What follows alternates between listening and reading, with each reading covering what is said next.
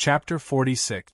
However, just 2 seconds before the elemental flames gushed out, Luna, who had been staying on the thorns behind the black dragon's neck, had already spoken.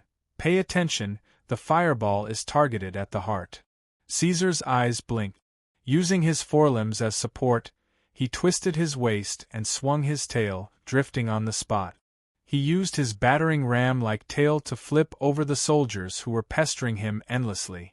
Then, he exerted all his strength and dashed to the left, moving a distance of nearly 7 meters in a second.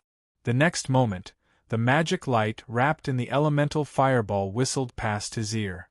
It did not slow down at all and was completely unaffected by air resistance.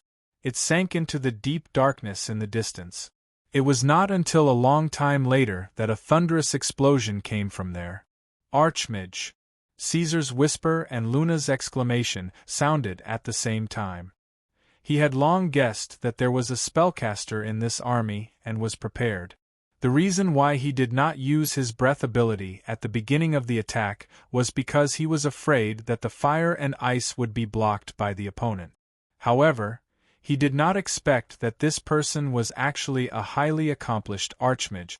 A regular army of more than 1,000 people, accompanied by 30 knights and an archmage, was it worth it just for a groundless guess? Roy's caution was evident. Just as Caesar redefined the enemy's strength, the black dragon's movements also exceeded the human's understanding. Damn it! What's up with the black dragon's smooth and flowing movements? Was it a trick? A giant dragon that was not known for its speed actually dodged a fireball with its body without casting any magic. The shock that Caesar brought to the Iradia people was probably similar to how people on Earth felt when they saw a tortoise suddenly run as fast as a cheetah. This dragon was actually so terrifying. This world had gone crazy. The person who was the most shocked among the humans was the initiator of the fireball spell. This spellcaster's cursed disturbance was still ready to be cast. His staff was raised halfway, but his entire person was already stunned. He fell into a daze as he watched the black dragon launch another attack. As a postnatal spellcaster, almost every mage was a polymath and had an extremely rich knowledge. They had dabbled in all aspects of the Iradia. In his understanding, a giant dragon would never be able to perform such an action.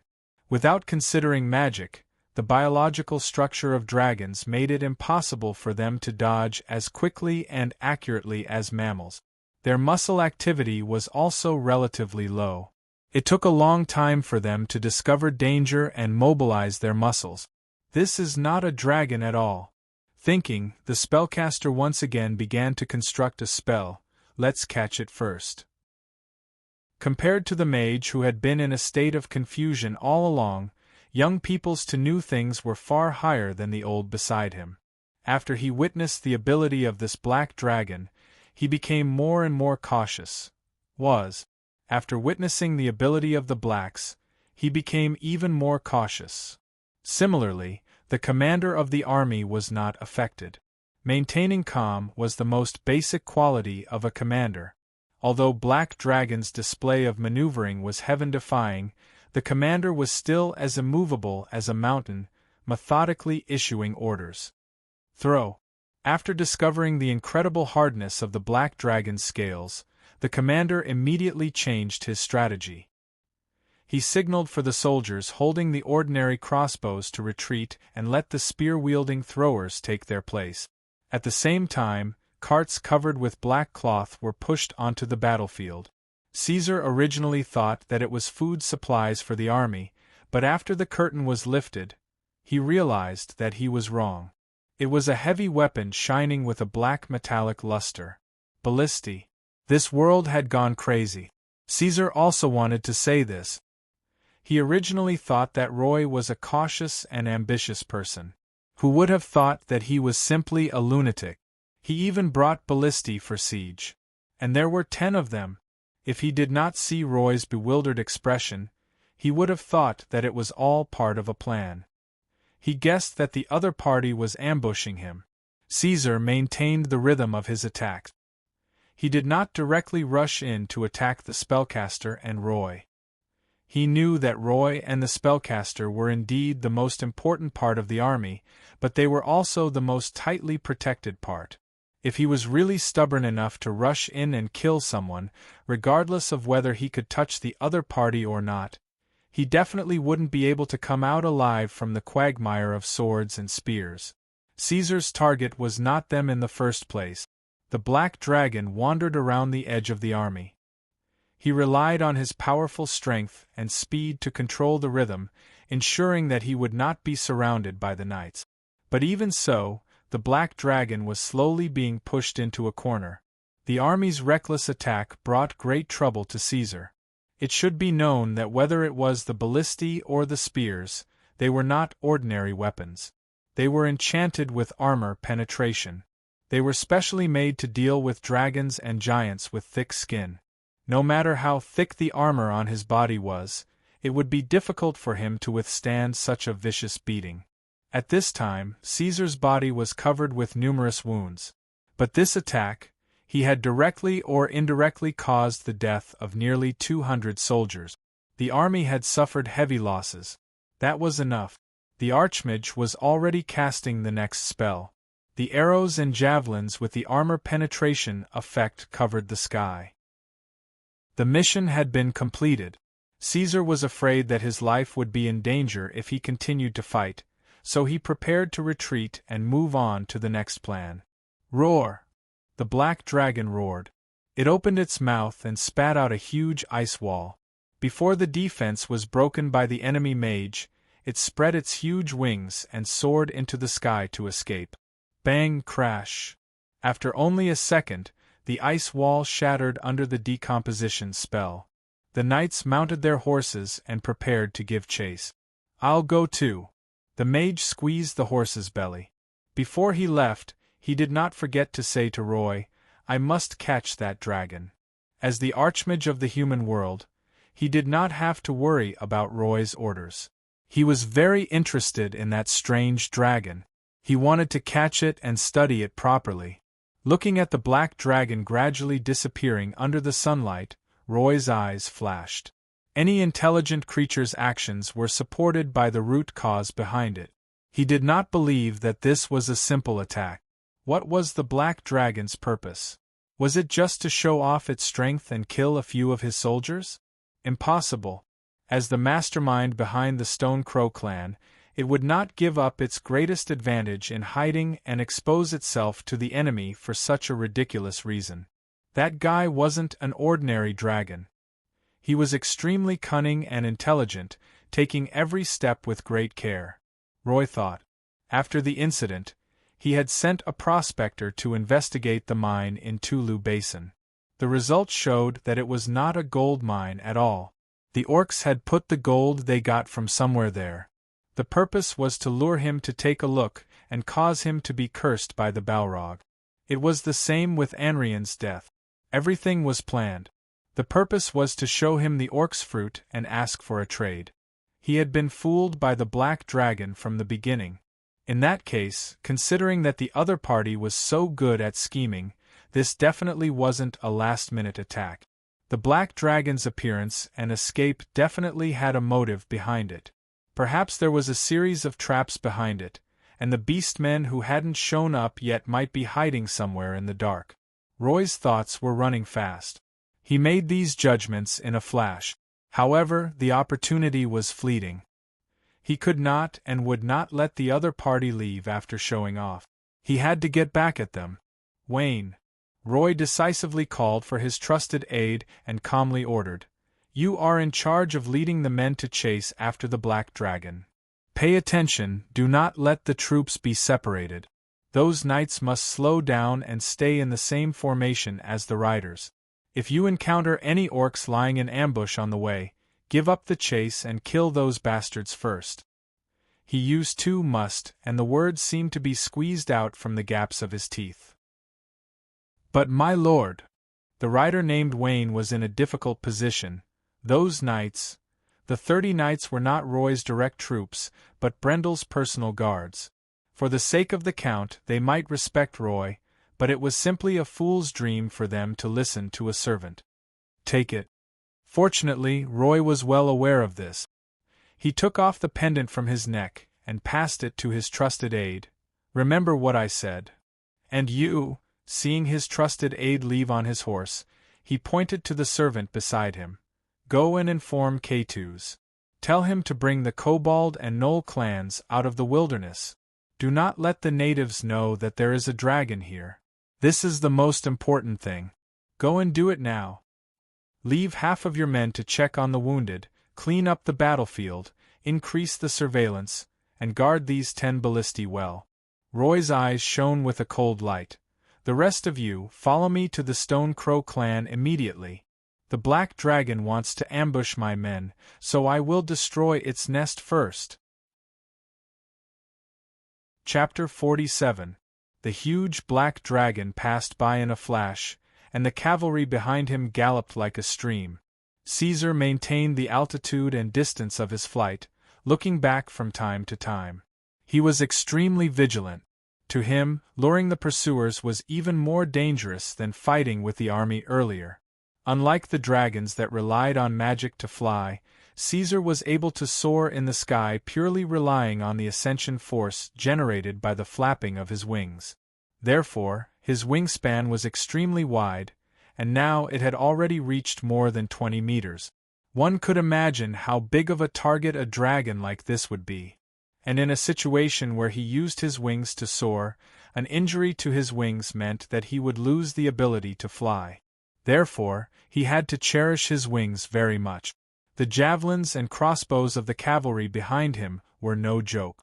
The reason why Caesar would rather land and fold his wings to engage in close combat with the army at the first moment of the surprise attack than fly over their heads and use his breath to kill the enemy was precisely because of this reason. However, despite Caesar's meticulous thinking, he still suffered when fighting with the humans. He preconceived that he would be able to scatter the army with his first round of attack, and then he would attack wantonly. Naturally, he thought that the humans would be at a loss and run away like rats when faced with the attack of a giant dragon. However, in reality, only a motley crew of low-level adventurers would make such a mistake. In such a situation, the real well-trained army would first think of fighting back. Even if the black dragon's surprise attack was timed very well, that was the time of the day when humans were the most tired. Roy's army still reacted immediately. The army of more than 1,000 people instantly formed a defensive formation. The shield-bearers and crossbowmen were all in place, blocking the black dragon's charge. After the first round of attacks failed, spells whizzed out, and the ballistae were ready to fire. This kind of terrifying execution and quality was beyond Caesar's expectations. The army of the Middle Ages on Earth in his previous life could not have reached this level. Perhaps only the later modern mechanical army could be comparable to this. If the black dragon's body was not strong enough, and his mental quality was not strong enough, facing such a counterattack, he would have been stunned and his mind would have gone blank. It's still too subjective. Black Dragon exhaled a puff of white air from his nostrils. He was reflecting on himself. In Iradia, he could only be considered an ignorant child. There were still many things he needed to learn. The humans here were not the same species as those on Earth. They were not weak at all. Instead, they were very strong. There was a simple reason. In such a cruel world where monsters ran rampant, if one was not strong enough, it was impossible to develop to the extent of establishing a country.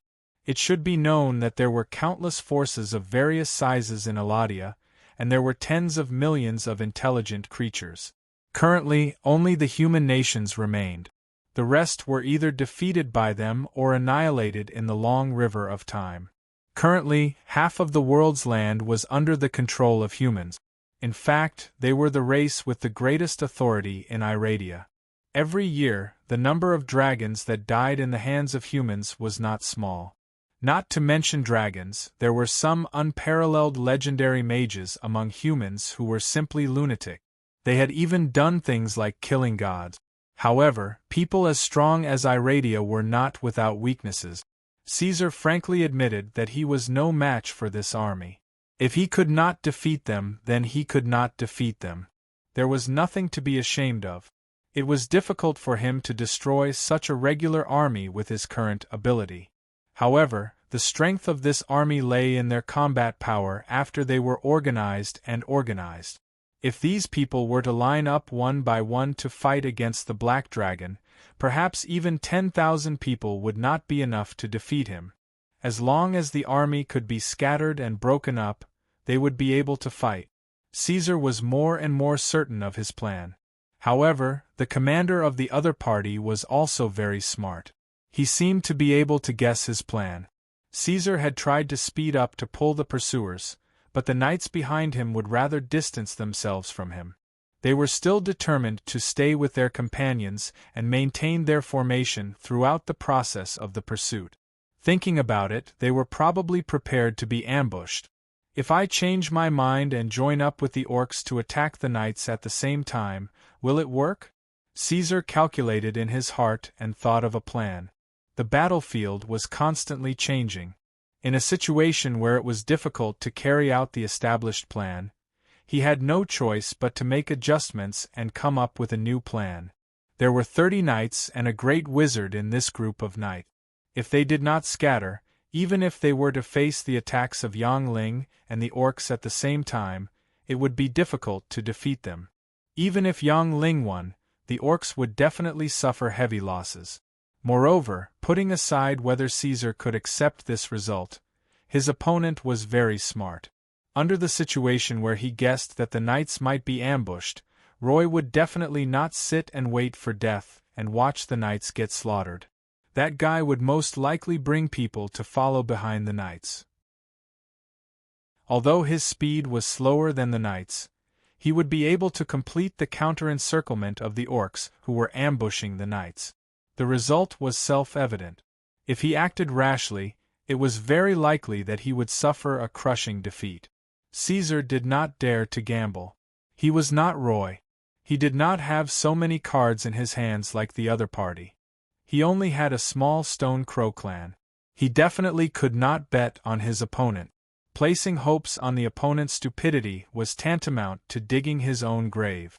However, Black Dragon narrowed his eyes and muttered to himself, "Your people can follow behind and counter-ambush them, but those heavy weapons can't run that fast."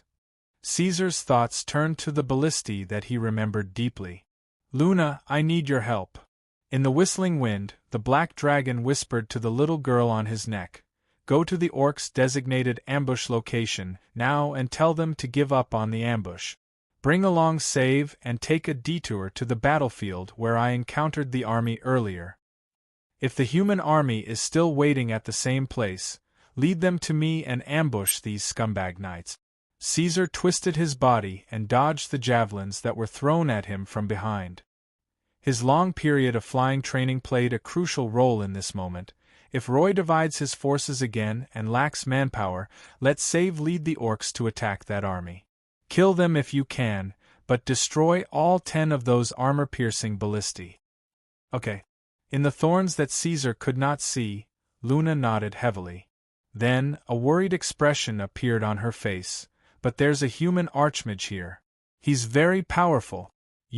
Don't worry about me. You have to be fast. You have to be fast."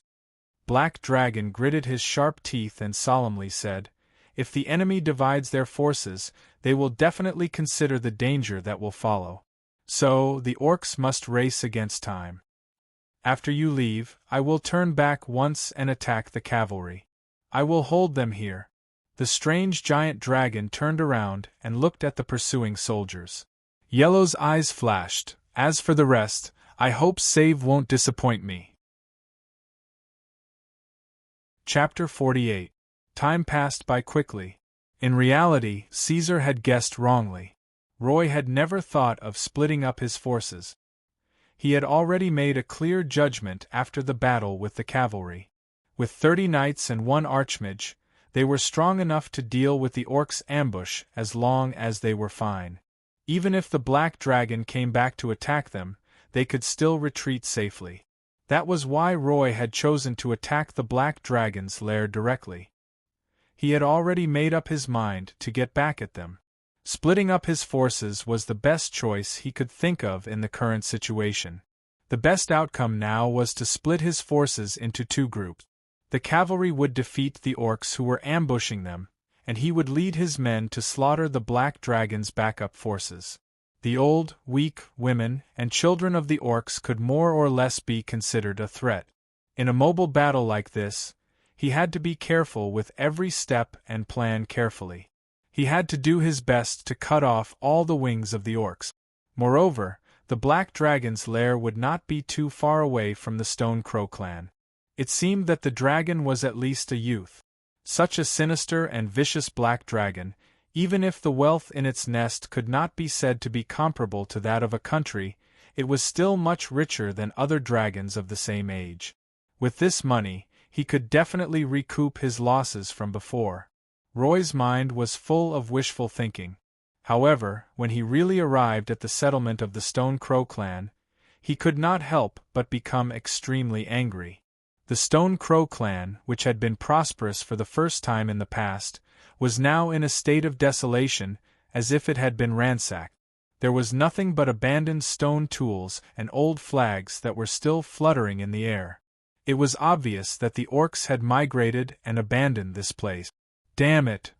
No matter how well educated Roy was, he could not help but curse with an ashen face.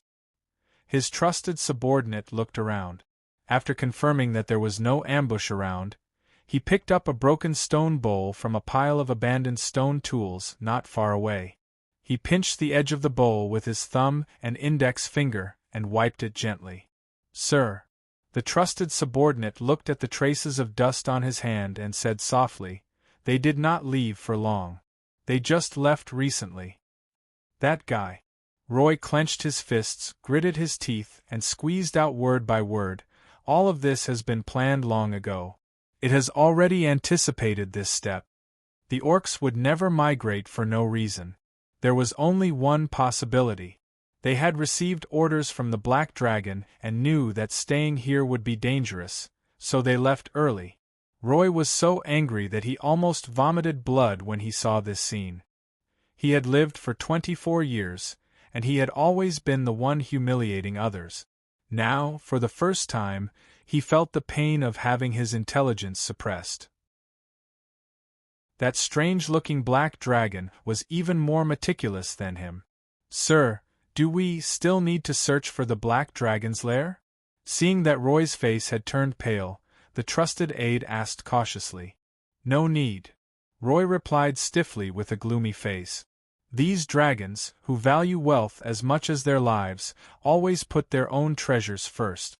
Since even the orcs have left, its treasures must have been moved away." The trusted aide retreated. But he thought for a while under the sun and changed his mind in the end. He ordered, "Leave 10 people here. Even if this place has turned into ruins, you have to keep an eye on it. Maybe something strange will happen. Once you discover something, report it immediately." "Understood," the soldiers said in unison. Under the scorching sun, he did not know why he had that uneasy premonition in his heart. He was immediately stunned and got on his horse. "I know you are very tired, but now is not the time to rest. Come back with me, quick!" In the end, Roy still led the large army out of this place and returned empty-handed. On the other side of the wilderness, the orcs had quietly reached the battlefield where the Black Dragon had come into contact with the army. "We can only sneak up to here. There are human soldiers patrolling in front." Luna flapped her wings and floated in front of a group of orcs. Her little face was red, and the hair on her forehead was stuck together with sweat. She looked rather embarrassed. It was obvious that she had rushed with all her might and was very tired. At least a few hundred meters away, the orc commander Gaul put his hand in front of his eyes and gestured a few times. He then stared at the patrolling humans not far away. "These small people are very strong. The defense is tight, and the gaps between their patrols are very small. It is almost impossible to sneak in. We have to hurry." Caesar said that the other side might return at any time. We must act immediately, little Luna urged, flying up and down in the air. He has to stall the cavalry. He might be in danger. The human archmage is very powerful. If that is the case, then we can only force our way through. Gaul clenched the steel hammer in his hand and slowly arched his body. The nearly 2-meter-tall orc wanted to rush forward, but he was stopped by the old wizard in a robe. "Don't worry, I will do it." The old wizard signaled Gaul to stay calm. He then smiled kindly at the forest fairy. "Little one, it seems that Caesar needs your help. Your mission here has been completed. Leave the rest to the orcs." "Okay." Now was not the time to be polite. Hearing him say that, Luna immediately turned and left. She flapped her wings and turned back. At the same time, Save also gently raised the bone staff beside him.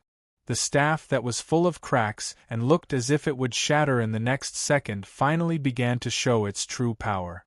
Magical light rippled. Shadow following body. The reason why spellcasters were so respected in Iradia was because of their incredible abilities. They could perform feats that normal creatures could not imagine and were used as strategic weapons. Just like now, under the miraculous effect of Save's magic, the bodies of all the orcs began to fade. They gradually became one with the air as they breathed and entered a state of invisibility. Even the clanging sounds of their armor clashing against each other were completely covered up by the magic. "Go, children. Remember your target." Save pointed his staff forward.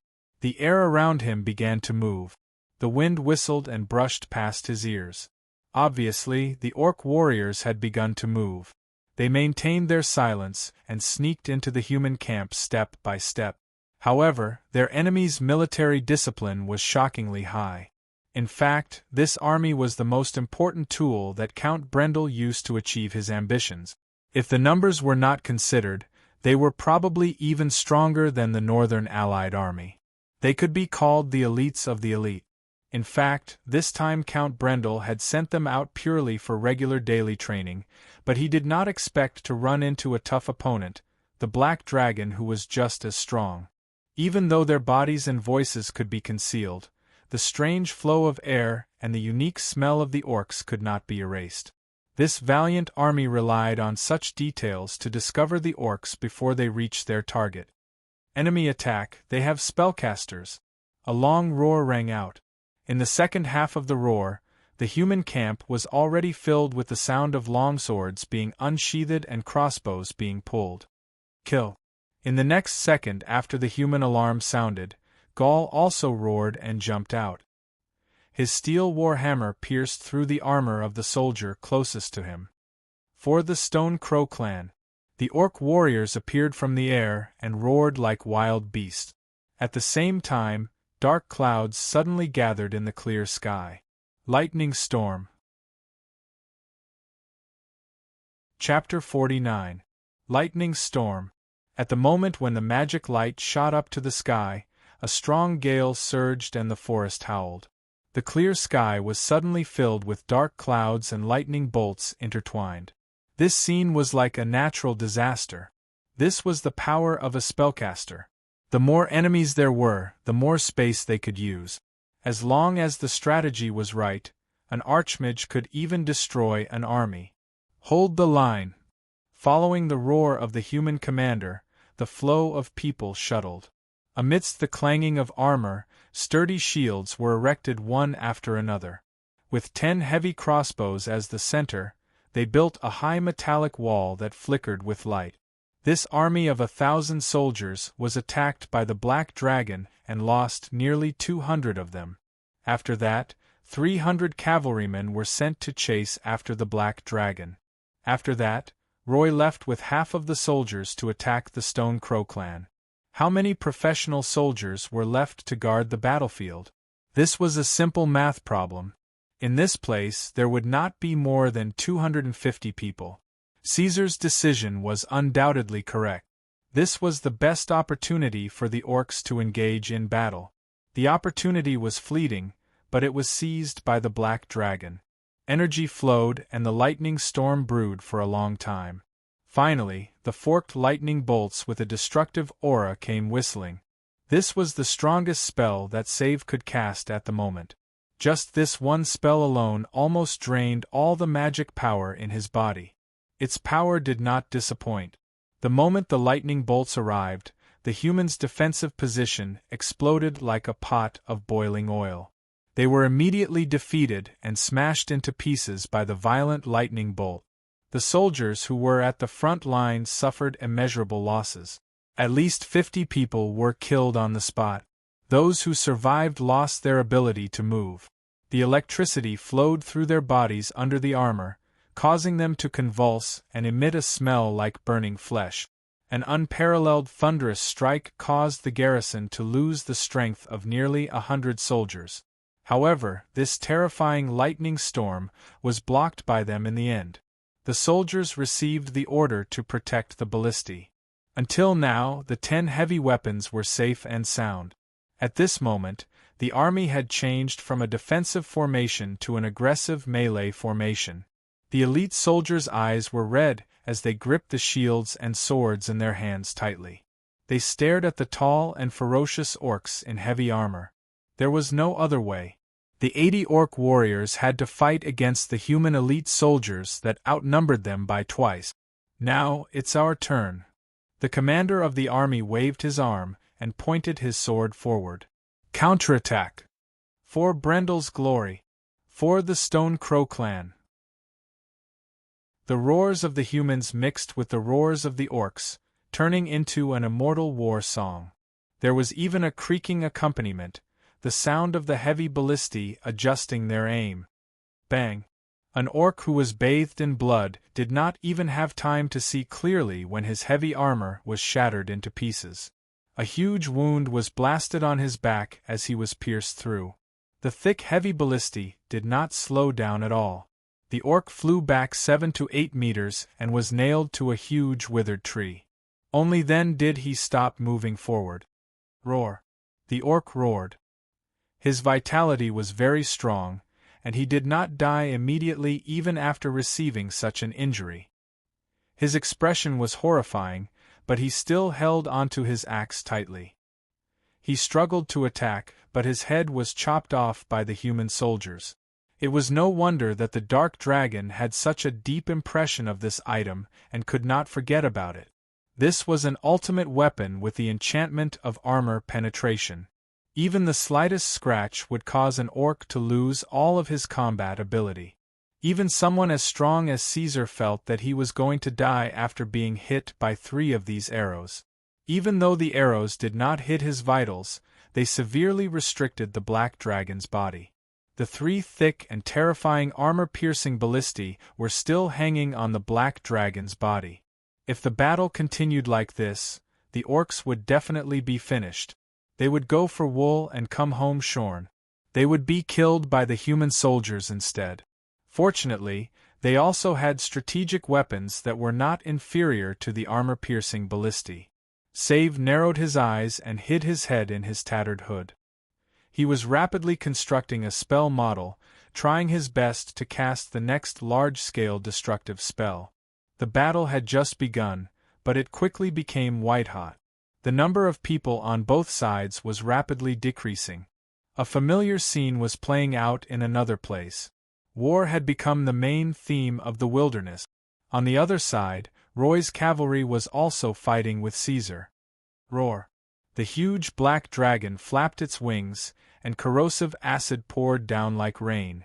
Even though Caesar's acid breath was not much more powerful than his own kind, it could still cause considerable damage to metal products like armor and weapons. He controlled the way he spat, trying his best to increase the coverage and density of his attack. Even if the opponent had a spellcaster at the level of a great wizard, it would be difficult to maintain such a large-scale shield over a long period of time. Now, Caesar was high up in the sky, very far from the ground. At such a distance, it was very difficult for him to use fire and ice to cause damage to the humans. These 2 types of breath would dissipate in the air, and could not cause any real damage. Moreover, he had another type of breath. Acid would also dissipate in the air, but due to its nature, its power would not be reduced. Instead, it would be increased. The acid breath turned into acid rain in the air, covering a large area and causing continuous damage to the human cavalry. This is not a bad idea, Caesar thought as he used his body to resist the high-altitude turbulence, maintaining the stability of his flight. It was worth mentioning that as time went on, Caesar discovered another unavoidable weakness of the humans: stamina. No matter how well-trained and powerful these soldiers were, they were limited by their race. Stamina was their ceiling. Other than a few special cases, the humans could not compare to the powerful orcs in this aspect, let alone compete with the dragons. Now, after such a long period of fierce battle, whether it was the cavalry or the war horses they were riding, they were gradually showing signs of fatigue and were no longer in peak condition. Of course, the opponents were not fools. The cavalry had already realized the crux of the problem and had begun to retreat, preparing to return to the camp and regroup. But at this time, the Black Dragon would not let them leave so easily. If possible, Caesar even wanted to transfer the female orcs from the Tulu Basin to fight Roy's army 24 hours a day. The balance of the war tilted left and right. The roles of the hunter and the prey seemed to be about to be reversed. Chapter 50. Caesar already had a good understanding of Roy's troops after the continuous exchange of blows. This army was well trained and could be considered a rare elite. However, other than the 30 knights and the great wizard, they were still unable to break away from the category of mortals. This created a huge hidden danger in the army. As time passed, the knights who were entangled with the Black Dragon were clearly running out of stamina, their stamina severely depleted. If not for the existence of spellcasters, Caesar could have annihilated them all by now. Should I give it a try? The Black Dragon hovered in the sky, looking down at the densely packed humans like ants, and hesitated for a moment. He was still in good condition. After all, he had gone through 2 rounds of genetic modification, and the attributes of his body were much better than those of a true dragon of the same age. He was still full of energy, and the wound caused by the heavy ballista had already clotted and stopped bleeding. His movements were no longer restricted. Then let's give it a try. After much consideration, Caesar decided to launch another attack in the end, even without the help of the forest fairies. After all, after his repeated harassment, the fighting power of the knights had decreased by more than 1 point. Caesar had no reason to give up on this opportunity. How could there be so many good things in the world that would fall from the sky if one wanted to obtain high profits without taking any risk? If he could defeat this cavalry, the enemy's entire force would suffer a severe blow. If Roy was rational enough, he might choose to immediately cut his losses and give up on this battle. Great Wizard Anthony sat on a warhorse with gray stripes, the staff inlaid with rubies and sapphires glistening in his hand. He narrowed his eyes and kept looking up at the clouds. He saw a grayish-black figure rushing straight out of the faintly discernible fog. It flapped its huge black and red wings, sweeping away the surrounding clouds and fog, and then began to dive down at high speed. "Can't hold back any more?" Anthony smiled and casually cast fearless brilliance on his cavalrymen. At the same time, his war horses were also shrouded in it. It seemed that the Black Dragon had an indomitable momentum this time, completely different from the careful probing and harassment from before. It seemed that he was going to do it for real. "Spread out. Prepare to meet the enemy," the temporary commander named Wayne loudly ordered. In fact, he did not need to say anything. Even if these elite soldiers were very tired, their vigilance did not drop at all. They spontaneously sensed the danger and immediately began to look for a position to meet the enemy, preparing for battle. Even the knowledgeable Archmage Anthony could not help but marvel at the ferocious appearance of the Black Dragon before him. This was the beauty of pure strength. The thick black scales, the solid and protruding chin that seemed to be made of steel, the horns that meandered to the left, right, front, and back, as well as the 3 completely different breaths. All of these were indicative of the uniqueness and strength of this black dragon. In terms of strength alone, this black dragon was probably not much weaker than an adult red dragon of the same age as it. But that wasn't the main point. What really made Anthony uneasy was that the guy in front of him hadn't cast a single spell yet. As an adult true dragon, this was very abnormal. That was why Anthony had always maintained a high level of vigilance, his nerves stretched taut. He was worried that this clever and cunning dark dragon was purposely numbing him, holding back a big move, waiting for the right time to use an unprecedented draconic magic to strangle everyone. At this time, their target had arrived. Roar! Caesar locked on to the landing point, folded his wings in midair, and dove straight into the camp of the knights in front.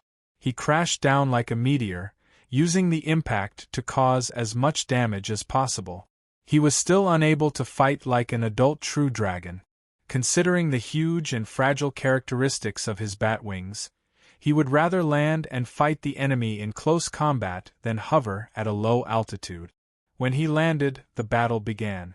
The black dragon roared and swept its tail like a hammer at a knight. The frail armor that had been corroded for a long time could not absorb such power and shattered into pieces. Amidst the sound of metal cracking, the thorny sarcoma on the tail slammed into the knight's chest, smashing his internal organs into a pile of mush. In short, it was an instant kill. However, this army was not easy to deal with. When Caesar used all his strength to kill one person, the humans' counterattack followed closely behind. Bang, clang, in just 2 seconds, at least 5 weapons of different styles smashed into Caesar's body at the same time. Blazing sparks burst out, and some even tore through his sturdy scales, leaving wounds on his body. These knights were obviously not on the same level as the free riders and cavalry. The knights had more stamina and speed, and their strength and reflexes were much stronger than ordinary soldiers. However, the mutant black dragon in front of them was also an expert in hand-to-hand combat.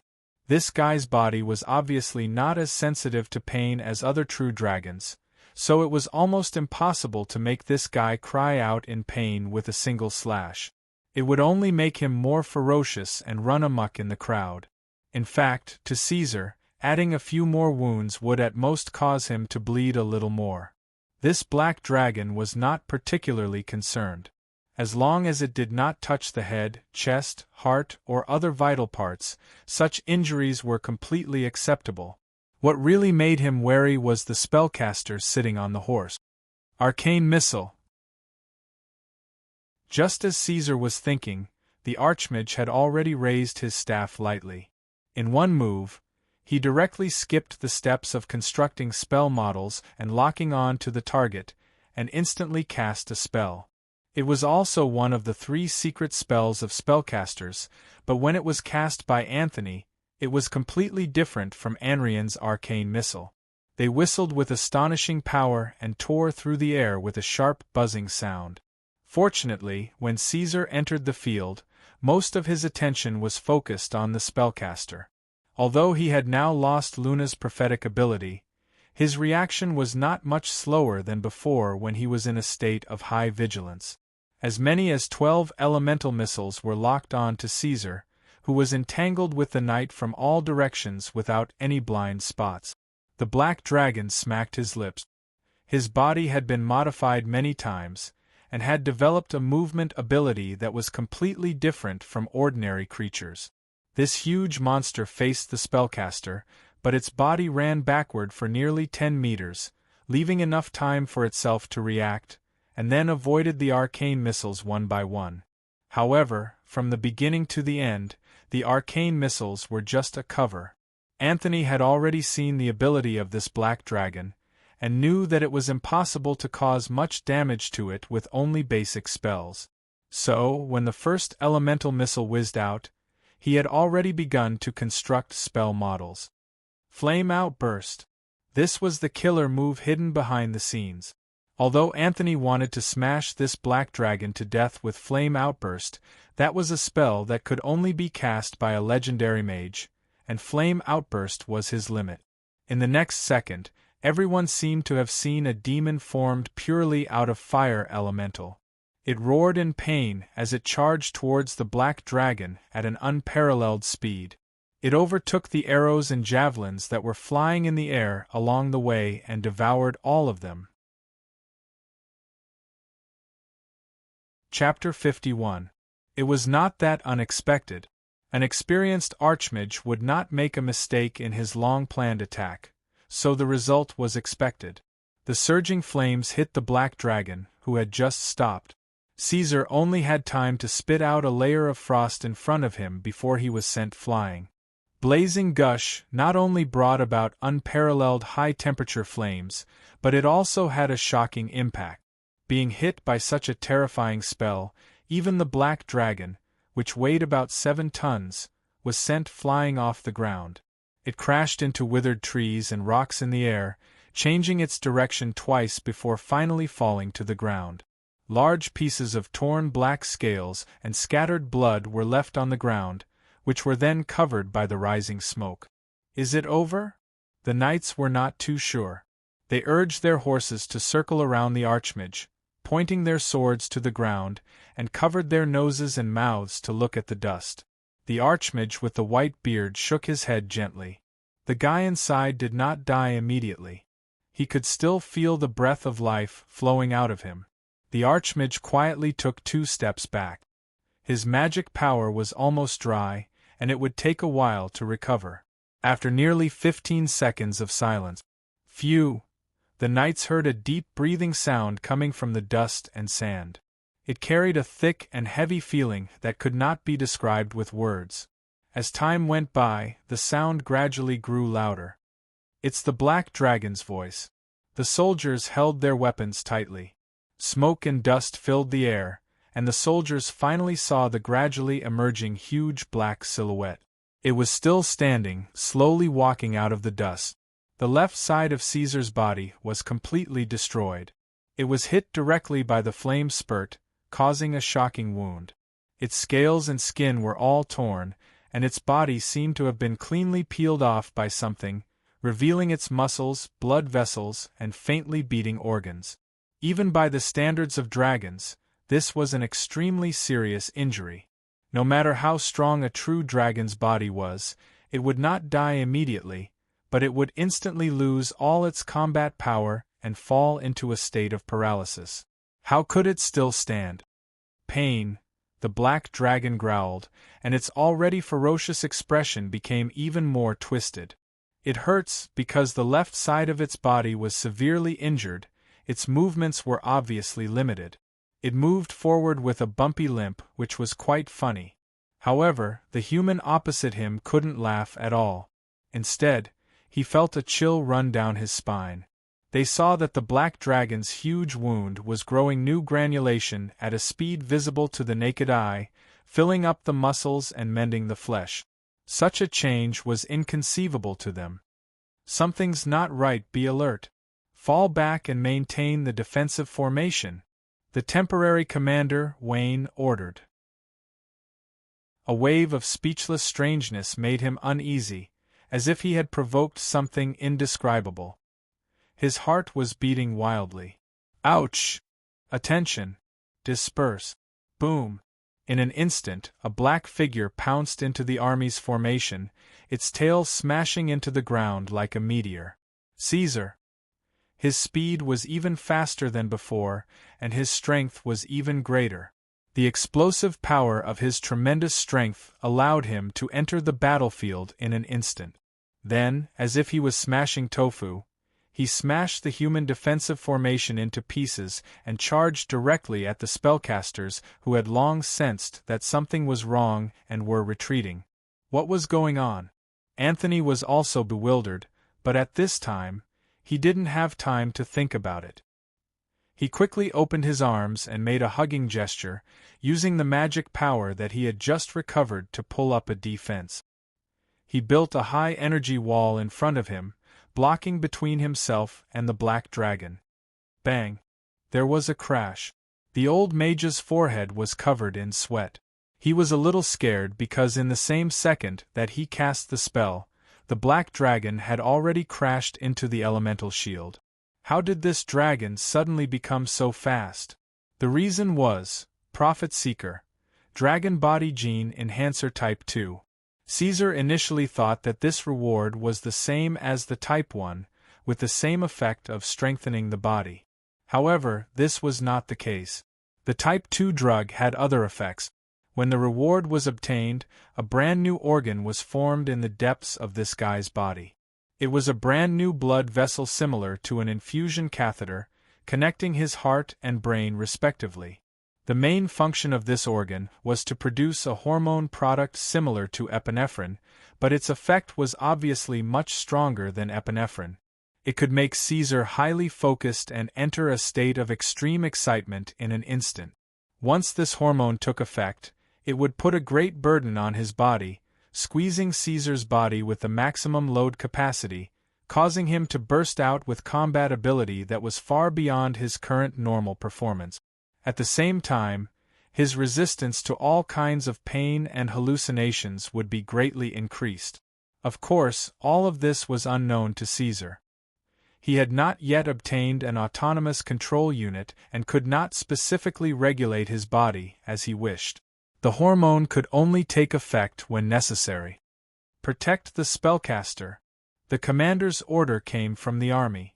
However, before he could finish, his voice was covered by the monster-like roar of the black dragon. This monster's head was slightly raised, its mouth opened to an exaggerated angle. Its sharp fangs were clearly visible, and there was also sticky saliva on them, which was even more terrifying. Roar. With the strength of its hind legs, it stood upright like a humanoid creature. Its right forelimb was already on the shield, and it roared madly at Anthony, who was only one wall away. Then, under the horrified gaze of the Archmage Anthony, the black dragon's two claws pressed on his energy shield. That defense, which was purely made of elements, was actually torn apart? In the violent sound of glass shattering, mixed with a deafening roar, the blood vessels all over the black dragon's body protruded and floated on the surface of his body. His strength, speed, and other abilities had increased by a whole lot, and he forcibly tore apart the elemental wall made of energy. This was simply unbelievable. No. Looking at the broken shield, Anthony first shook his head violently in disbelief, and then shouted firmly, as if to add to his own conviction. He raised his staff, squeezing his own life force to cast an elemental burst. The sapphire at the top of the staff had almost touched Caesar's body. This kind of close magic was probably stronger than normal, and there was no way to dodge it. There was no doubt that the black dragon was once again thrown out. Then, without waiting for the others to shift their gazes, Caesar rushed back at an even faster speed, and solidly crashed into the body of the Archmage Anthony. This kind of strength, this kind of speed, made the Archmage feel as if he had been directly hit by the hammer of God. In an instant, blood gushed out of his mouth and nose, and his internal organs were all displaced and damaged. Chapter 52. Leaving aside the Lich, although a spellcaster's physique was much stronger than a normal human's, it was still impossible for them to reach the standard of a warrior of the same energy level. Thus, after suffering such an unparalleled impact, Archmage Anthony quickly lost all signs of life after a brief struggle. His death was a clean one. It was worth mentioning that in this short exchange of blows, Caesar had suffered attacks that were several times more ferocious than before. His body, which had already recovered, was once again covered with wounds in an instant. It couldn't be helped. Although under the effects of the hormones, his strength, speed, and reflexes had been greatly increased, but his defensive abilities did not have much of an effect. After all, hormones were not fantasy items, and could not allow Caesar to instantly break through in the face of danger, surpassing an entire realm and becoming invincible. A situation where the difference between heaven and earth did not exist for Caesar. To be honest, the current black dragon was not much more powerful than before. He had only taken advantage of the information update to cause the other party to make a mistake in judgment, and seized the opportunity in one fell swoop to achieve such a result. In other words, under the situation where the other party had sufficient understanding and was vigilant, Caesar still could not kill Archmage Anthony. Because he had touched the other party's sore spot, the mage was the most important part of the army. The knight's attacks from behind had caused considerable damage to Caesar. However, all of this was no longer important. The mage was dead, and Caesar had obtained the most fruitful result of this battle. He did not care about the rest. Moreover, through the various feedback from his body, the black dragon knew that although he seemed to have become stronger, the actual situation was not optimistic. He did not know when he would drop the ball. The hormones had caused him to enter a state of excitement, but this did not mean that Caesar had lost his mind. After a brief analysis, this fellow turned around and fled. First, he used his powerful strength to rush out of the encirclement of the knights, then like an airplane taking off, he ran for tens of meters, flapped his wings, and flew into the sky. At the same time, the attack on the main battlefield had already ended. The orcs fearlessly attacked the 10 heavy ballistae, and finally, after paying the price of nearly 30 warriors' lives, they finally destroyed all the ballistae. Regardless of subjective opinions, it was not easy for them to achieve such a result against an elite army. The main reason why they were able to succeed so smoothly was mainly because of Archmage save. The spellcasters and knights of the human army had all been transferred away. The black dragon had attracted most of their forces, and they had lost most of their means of retaliation against the orc wizards that suddenly appeared. The orcs followed the black dragon's instructions. Even if they had the ability to further increase their victory, they were not blinded by the benefits before them. After completing the mission, they quickly began to retreat to avoid being surrounded by Roy's other army. 15 minutes after the battle, Roy's ants, Roy's and Roy's return. Roy's SS, and thus. What's going on? His face was gloomy. Although no one present was more annoyed than him, and even though he was so angry that he was about to go crazy, he still had to maintain his composure without showing his emotions. He was the backbone of the army. If he went mad, cursed, and whipped the soldiers to vent his anger, then the army would completely collapse. In the eyes of the squires, such actions were equivalent to announcing the defeat of the war. Roy would never do that. My lord. The soldier closest to Roy knelt down on one knee while leaning on his sword. His two-handed sword was already bent, and there were lacerations on his hands. It was obvious that he had experienced an extremely difficult and high-intensity battle and had fought a bloody battle. The orcs attacked our camp and destroyed the ballistae. Sweat was still dripping from the soldier's helmet. His face was red with shame. They destroyed the ballistae? Roy clenched his hands behind his back. His gaze swept across the pile of scrap metal in the corner. His expression was uncertain. Then why are you still alive? There's a spellcaster among them, my lord. The soldier's head lowered even more. He's a great mage. Even if we give up our lives, we won't be able to stop him. What a poor excuse. As the army of the Brendel family, there's no reason for you to be defeated by an orc tribe. Roy gestured for the soldier in front of him to stand up. He stared at the silent soldiers behind him. This result makes me feel ashamed. If you encounter the orcs again, you know what to do. Will there be a next time? Roy did not know, but he still had to say what he had to say. But in the current situation, he could not sprinkle salt on the wounds of these soldiers. Otherwise, if their morale fell to a freezing point, they would not even know if they could successfully retreat from the wilderness. How long did the battle last? Roy took a few steps forward and crouched down in front of the pile of scrap metal. He held the broken parts of the ballistae in his hands and asked. Less than 10 minutes. The soldier behind him immediately replied. This is madness. The young noble's heart skipped a beat. He knew the strength of his troops. Even though there were less than 300 soldiers left, it was still not something that the orcs could defeat in 10 minutes. This was an almost impossible task. The orc's goal was the ballista. But before he left, he had specifically instructed the soldiers to protect the 10 ballistae. He trusted his subordinates unconditionally. There was no need to ask to know that the soldiers who stayed behind did not go easy on them. They must have done their best to protect the ballistae. However, under such circumstances, the orcs only needed 10 minutes to complete their goal. They destroyed all the ballistas and successfully retreated. There was only one possibility for them to do this.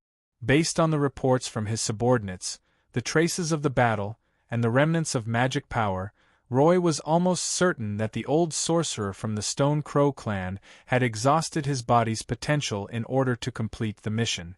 He had even used up his life force to cast spells. Other than madness, what else could be used to describe it? That old man did not have many years left to live, but he was still trying so hard. It was as if he did not want to live anymore. If it was not for the old wizard, even if his soldiers could not defeat the orcs, they could at least delay the orcs for 10 to 15 minutes, or even longer, until he returned and completed the encirclement. Roy did not expect the Stone Crow clan to go to such an extent. Wait! The young noble thought. Suddenly, he thought of something and stood up from the ground. Why is the cavalry not back yet? It was impossible for a human's physical strength to sustain such a long battle. If his cavalry had been chasing after the black dragon until now, they should have been exhausted. Wayne was not that stupid. Regardless of whether they gave up the chase or not, they should have returned by now. Why was there no sign of them until now? Unless this troop was also in trouble. Roy had a bad feeling. He took out a crystal from a pile of crystals in the lining of his gray robe. This was a one-time use magic item. It was very common in Iradia and had a wide range of uses. It contained the magic power of the spellcaster, Anthony. After it was broken, it could resonate with other crystals that contained the same magic power, transmitting sound and images. It was widely used for long-distance communication. Roy crushed the crystal with all his might. Chapter 53. Caesar flapped his wings and landed outside Tulu Basin. His current condition could not be said to be good. Although under the effect of the hormones, the surface of his body had almost recovered, his mental state was extremely exhausted. At the same time, his body was constantly aching from the inside out. It was as if he was suffering from a serious illness. It seemed that the side effects of the hormones were quite serious. Caesar felt that his combat ability would drop by more than one level in a short period of time. He had to rest for a few days. However, in comparison, the human army had suffered more losses. The cavalry that was in charge of pursuing Black Dragon had lost at least 70 cavalrymen and more than 10 knights. Their numbers had been reduced by a third. That was not all. The real pain was that the spellcaster of this army, Archmage Anthony, had been killed by Black Dragon. It was a clean death. When this news spread among Roy's army, the morale of this army would plummet no matter how well trained and determined they were. In a short period of time, Roy would definitely not be able to launch a large-scale attack. This was exactly what Caesar wanted. Whether it was him or the Stone Crow clan, the buffer time was precious. Next, he had to ask the beastmen how the mission was going. He had to analyze the situation and think of the next step. However, before Caesar could step into the Tulu Basin, he heard the buzzing sound of bees flapping their wings. When he turned around, he saw the forest fairies flying toward him with an anxious expression. Caesar! Little Luna panted heavily. Seeing that there were no obvious injuries on Black Dragon, she relaxed and slowed down. She patted her chest and said, "I didn't see you at the place where we parted. Worried?" The Black Dragon observed the little fellow's expression and had a thought. He said, "I'm fine, but shouldn't you be with the orcs?" Ugh, Luna choked and said, I brought the beastmen to the destination. I was afraid that you would not be a match for the human archmage, so I went back to look for you. Looking at Black Dragon's strange gaze, the little girl thought that he was blaming her. She lowered her head and said, I'm sorry. There's nothing to be sorry about. There is no second spellcaster in the human army. There is no use for you to stay there, Caesar said as he habitually reached out his hand and let the little girl fall into his claws. You did the right thing. It's just that the forest fairy's ability is not on the battlefield. You have to be careful. Okay. Little Luna raised her head and looked at him. She nodded happily and was secretly happy. At this moment, Caesar saw Orcash run out from the narrow passage alone. He stood in front of Caesar and said with a serious face, Lord Ortolunso, the Stone Crow clan has successfully destroyed the humans' ballistae, but 36 of our warriors were left behind. They did not make it back. 36. Caesar narrowed his eyes. Although the goal was achieved, the Stone Crow clan also suffered heavy losses. According to Orcash, there were less than 50 beastmen left. Less than 4 days after the start of the war, they had lost almost half of their combat power. Black Dragon's brain was spinning fast, but his face was as calm as a mountain. He nodded and comforted, You have done your best. I am proud of the beastmen. I believe you are tired. Go and rest. The humans should not be able to launch a second attack in this period of time. The atmosphere was heavy. Orcash did not have anything to add. He nodded to little Luna in Black Dragon's claws as a greeting. Then he walked away with heavy and slow step. I have to move the Stone Crow clan as soon as possible.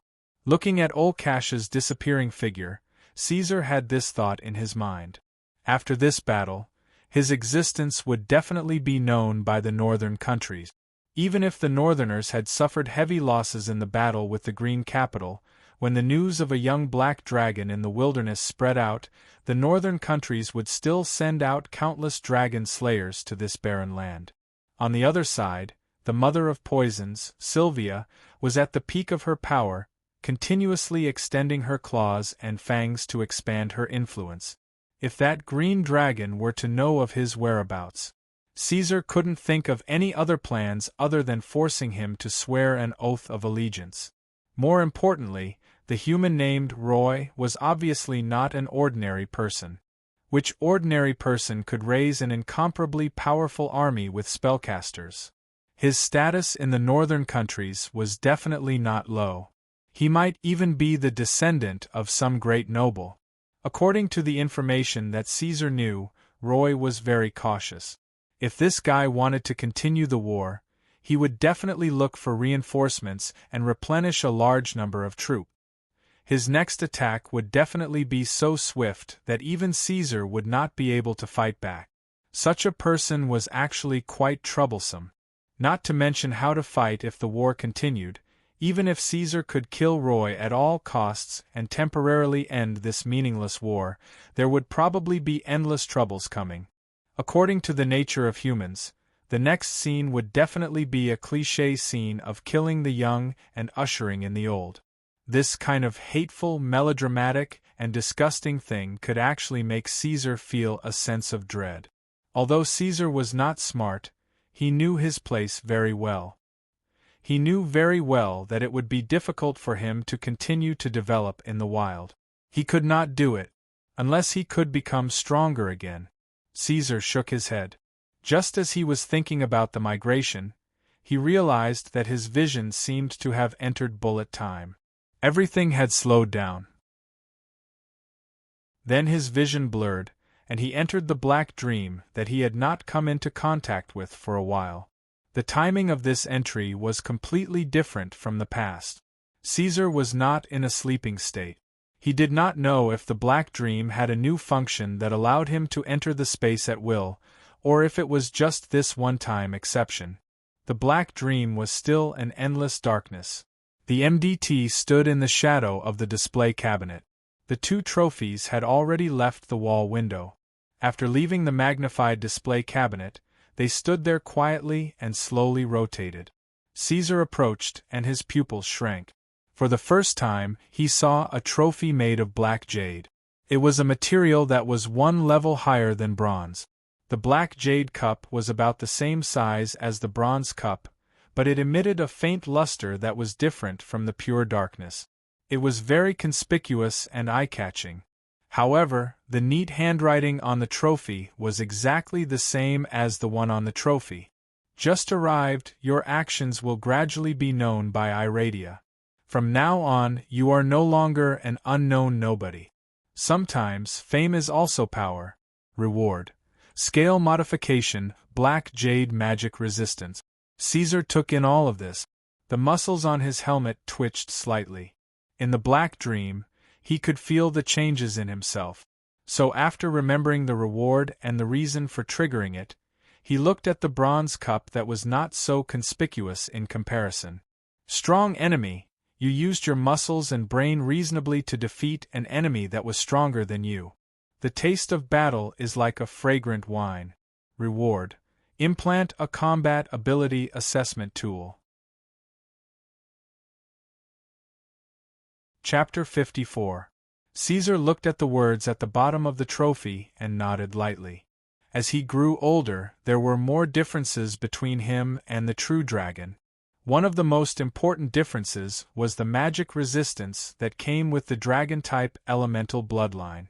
As usual, Caesar did not inherit it. This weakness made it difficult for him to face spellcasters. But now, he could finally relax a little.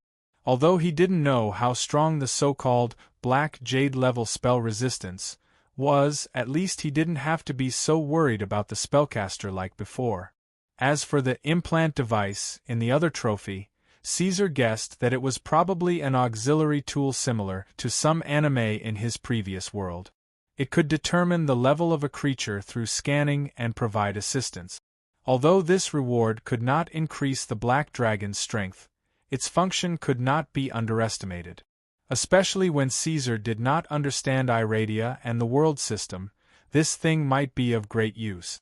Now that he understood the reward, Caesar wanted to leave the Black Dream. But before he could think of how to leave, he felt his vision blur and his consciousness instantly left the dark space and returned to reality. As far as his eyes could see, the birds, beasts, ants, and insects were moving in slow motion like a bullet, quickly returning to normal. Caesar was still holding the forest Demonis Luna, but the abrupt space-time shift in his consciousness made him slightly sluggish. Then, he noticed that his vision in his right eye was temporarily blurry. If someone were to carefully observe Caesar's right eye, they would notice that the lens of the black dragon's right eye was slightly distorted. The dark yellow pupil expanded outwards and an undetectable black dot quickly appeared in the center. Of course, the black dragon was unaware of these changes. He only felt that his vision in his right eye was blurry for a while before it immediately returned to normal. Then, a transparent frame faintly appeared in front of his eyes. Caesar knew that the reward was probably in effect, so he stopped moving forward and focused his attention on it. At the bottom of his right field of vision, a translucent panel frame slowly appeared. It was a bit like the high-tech glasses used by the characters in sci-fi movies. This thing was a projection, and the image was directly in his eyes, so presumably other creatures could not see it. It couldn't be considered high-end, but the translucent, light-colored frame gave off a futuristic and unique feeling of technology. When Caesar shifted his gaze to the only creature around him, the forest fairy, Little Luna's data instantly appeared in the interface. Carbon-based life form, comprehensive combat ability verification. 1-2, the comical numbers caused Black Dragon to puff up his cheeks. It was only with great effort that he did not laugh out loud. Now that they were facing a great enemy and the situation was serious, it would be inappropriate to laugh out loud. However, upon seeing such a scene, Caesar's mood was somewhat joyful. Presumably, this tool wasn't as intelligent as he had imagined. It used the first creature it scanned as its reference value. That should be the case. Digitization? Caesar rubbed his chin and looked at the analysis panel floating in the void below his field of vision. This kind of direct analysis of combat ability in numerical form was more intuitive. However, this alone isn't enough. I have to see my own value first. Just as Caesar was thinking about this and looked away, the text on the virtual panel flashed and refreshed with a new row of values. Carbon-based life form, comprehensive combat ability verification.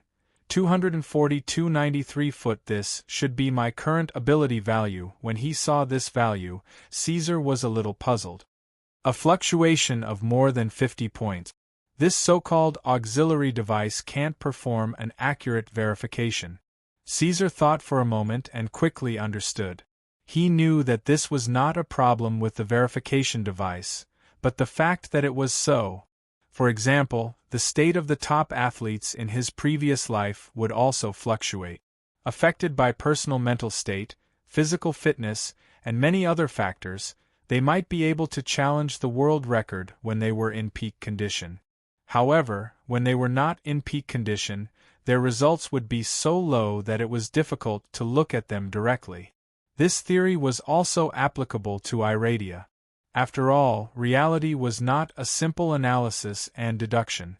The same person's combat ability under different circumstances was completely different. Specifically speaking, Caesar's combat ability would inevitably change to a certain extent before and after the hormone took effect. It was natural for the value to fluctuate greatly.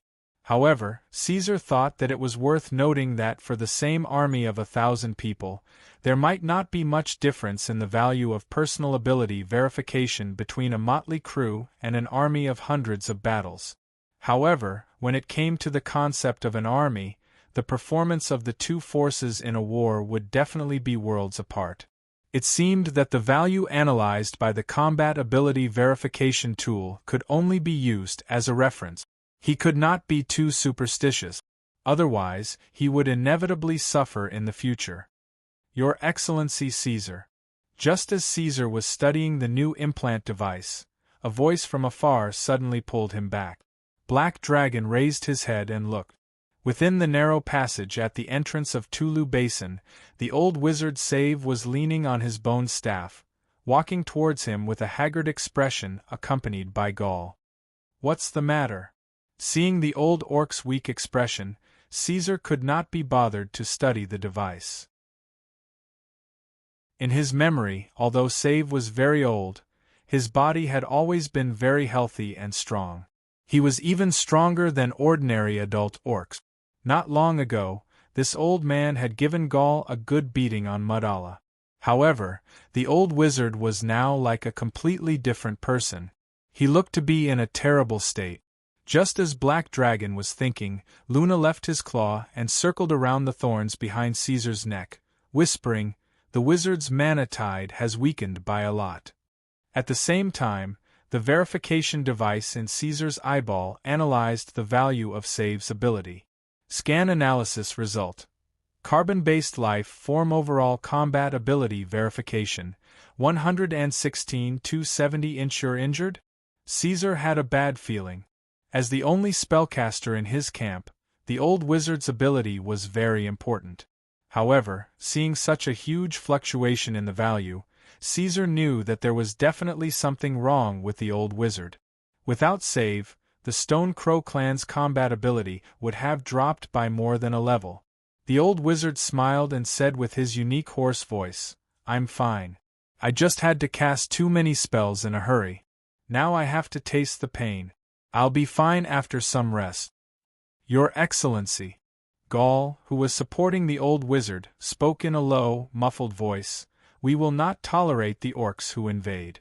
We hope that you will continue to lead the war and use the wisdom of a true dragon to keep these greedy and despicable people in the wilderness forever."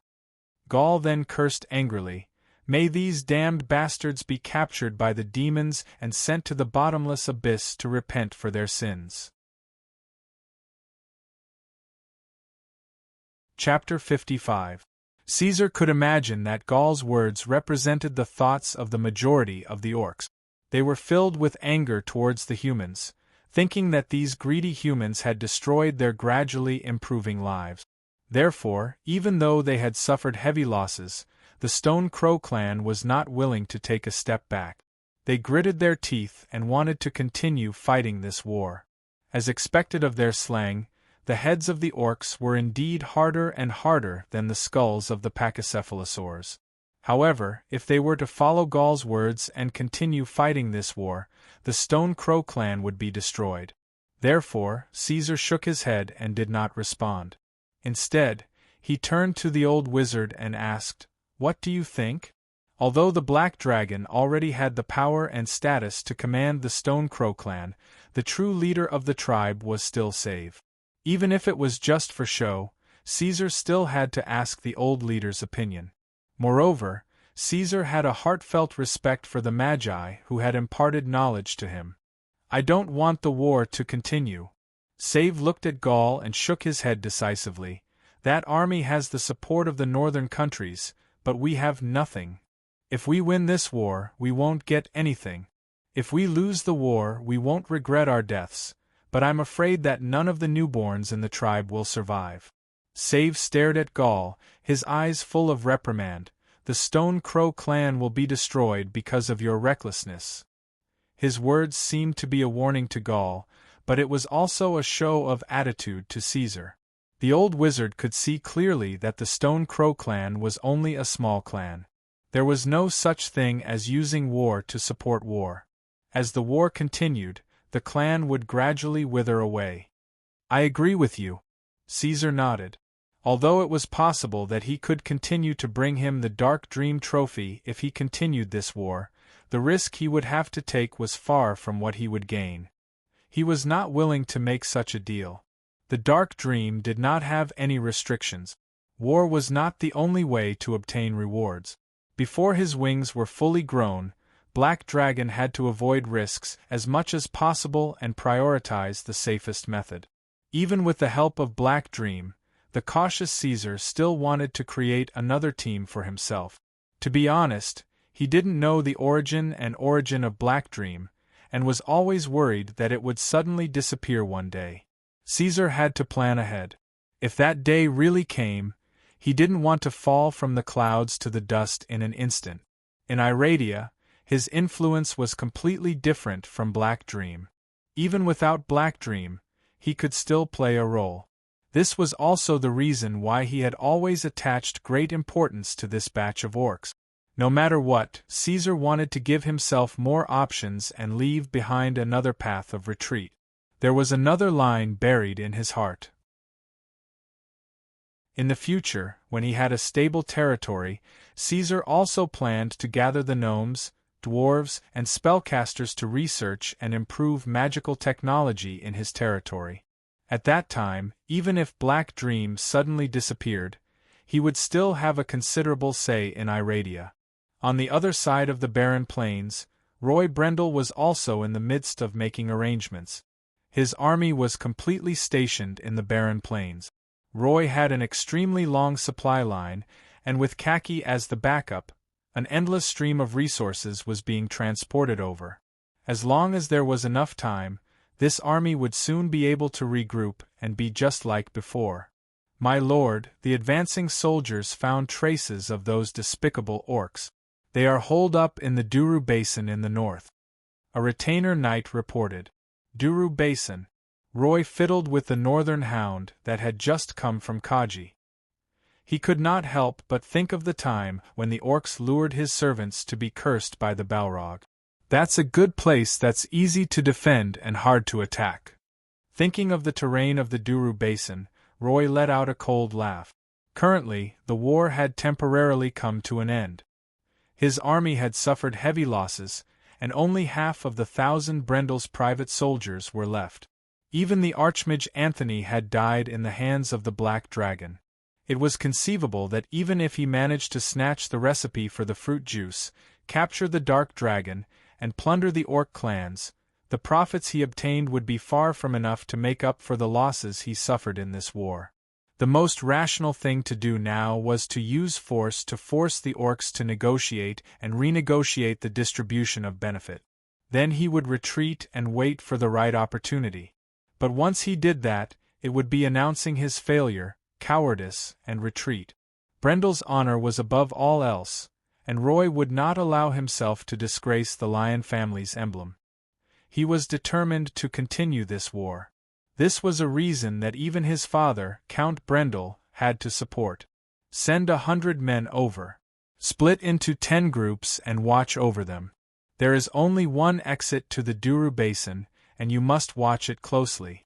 I will not allow the previous situation to happen again. Roy ordered coldly. Anger did not mean that he was impulsive or rash. He did not lead his troops to attack again, but waited patiently for his trump card. The Green Dragon would be here soon. Wayne, inform K2s to bring the Kobold and Knoll clans back, Roy said, but no one came forward to accept the order. The servants in front of him were silent. Only then did he remember that Wayne was already dead. He had lost his life in the process of leading the cavalry in pursuit. That fellow's strength wasn't strong to begin with, but he still led the troops in a desperate battle like a retard. In the end, he was smashed into a bloody mess by the Black Dragon's tail, dying without a complete corpse. Damn it, that trash, damn it! Roy clenched his fists and paused for a while before continuing. Someone, go and tell the natives that the Black Dragon is here. Spread the news to the Knolls and Kobolds. But sir, the soldier hesitated, wondering if he had heard wrong. Roy actually wanted to let the Kobold and Knoll clans know about the Black Dragon. Those clans were the natural crops of dragons. I know, those bastards are born to be the dragon's lackeys. Just a groundless piece of news is enough to make them go crazy. Roy did not look at the soldier in front of him. He lowered his head and played with the hound. But I'm afraid that the Black Dragon will suddenly run away and disappear without a trace. At that time, we won't be able to do anything. I can see that the Black Dragon doesn't have many followers, so it cherishes them very much. It will definitely accept this gift of mine. His voice gradually became gritted. I want those bastards to join the Black Dragon and increase its strength. It will think that it has the strength to fight against us and give up the idea of leaving. Even if it is smart enough to still want to leave, it will be easy to leave with a group of beastmen, but it will not be so easy to leave with these chaos-type bastards. No matter what, the Black Dragon would not have an easy time. Once Sylvia arrived, those bastards would definitely change sides and join the stronger ones. The Black Dragon would return what it had eaten with interest. Roy's eyes flashed. Chapter 56. To be honest, it was relatively easy to migrate with the Beastmen. After all, they had already undergone a strategic shift, so they did not have much resistance to leaving the wilderness. However, where to take root again was a problem. The Stone Crow clan did not have any requirements for the new environment they were about to migrate to. They were not picky at all. As mentioned before, the Beastmen led rough lives. As long as there was a supply of food and water, these fellows could survive in almost any environment. There were not many such carefree dependents in Iradia. The reason why Caesar had spent so much effort to recruit the Stone Crow clan was partly because of this factor. The real reason why Caesar was conflicted was because of himself. It was no longer the time when he was running around with the 2 little dragons. Now, he needed a stable territory to develop and strengthen his forces. Therefore, once he settled down, he would have to stay in the new place for at least a few decades, or even longer. According to such requirements, there were 2 points that he had to pay attention to when choosing a location. The first was safety, and the second was that it had to be conducive to development. Safety meant that there could not be any high-level monsters near the territory, and there could not be any threats from large forces or human countries. This was relatively easy to solve. The key to the problem was that the location had to be conducive to the development of the territory. This meant that the place could not be too remote, and it would be best if there was a flow of people to form a flow of good. From this, there were many other factors that had to be considered, such as the production of resources, climate, and environment. The rainforest in the north had completely become the playground of the green capital forces, and the human alliance was eyeing the south covetously. Therefore, these two directions were definitely out of the question. The only options left were the east and west. His thoughts were logical and seamless. However, when Caesar really started to choose a location, he found a problem that embarrassed him. He knew very little about Iradia. He only knew that the wilderness he was in was between the green capital and the northern countries. It was separated from the northern countries by the Mustel Canyon and the Theron Gobi. There was no follow-up, and Caesar knew nothing about the rest. Awkward. He originally wanted to completely subdue one or two clans before quietly extending his tentacles and carefully sizing up this world. However, his plans could not keep up with the changes. The sudden change in reality and Roy's attack had already messed up his plans. Fortunately, this guy did not inherit the arrogance and pride of the dragons. Caesar was quite self-aware about things he did not understand. Therefore, he was not ashamed to ask Save about the situation. After asking for no results, he looked for the forest fairy, who seemed to be sleep-deprived these days. "You really don't know anything about the surrounding terrain?" Luna, who was staying in the small house, was woken up and yawned in a daze. She suddenly realized that Caesar's neck was the best place to sleep, so she unceremoniously burrowed into the thorns behind the black dragon's neck. "The area in the east will definitely not welcome a nuisance like you. That is the territory of the elves. I heard that there is a nest of metal dragons there, but I have never seen it with my own eyes, so I don't know if it's true." Caesar learned from Luna that the little one bumped into him as soon as she left home, so she did not know much about the situation in the north. However, the forest in the east was her hometown, so she could still talk about it. It was an extremely vast land. Not only were there forest fairies, there were also many kind and neutral creatures, including giant eagles, unicorns, chimeras, and so on. There were even some metal dragons and dragon subspecies.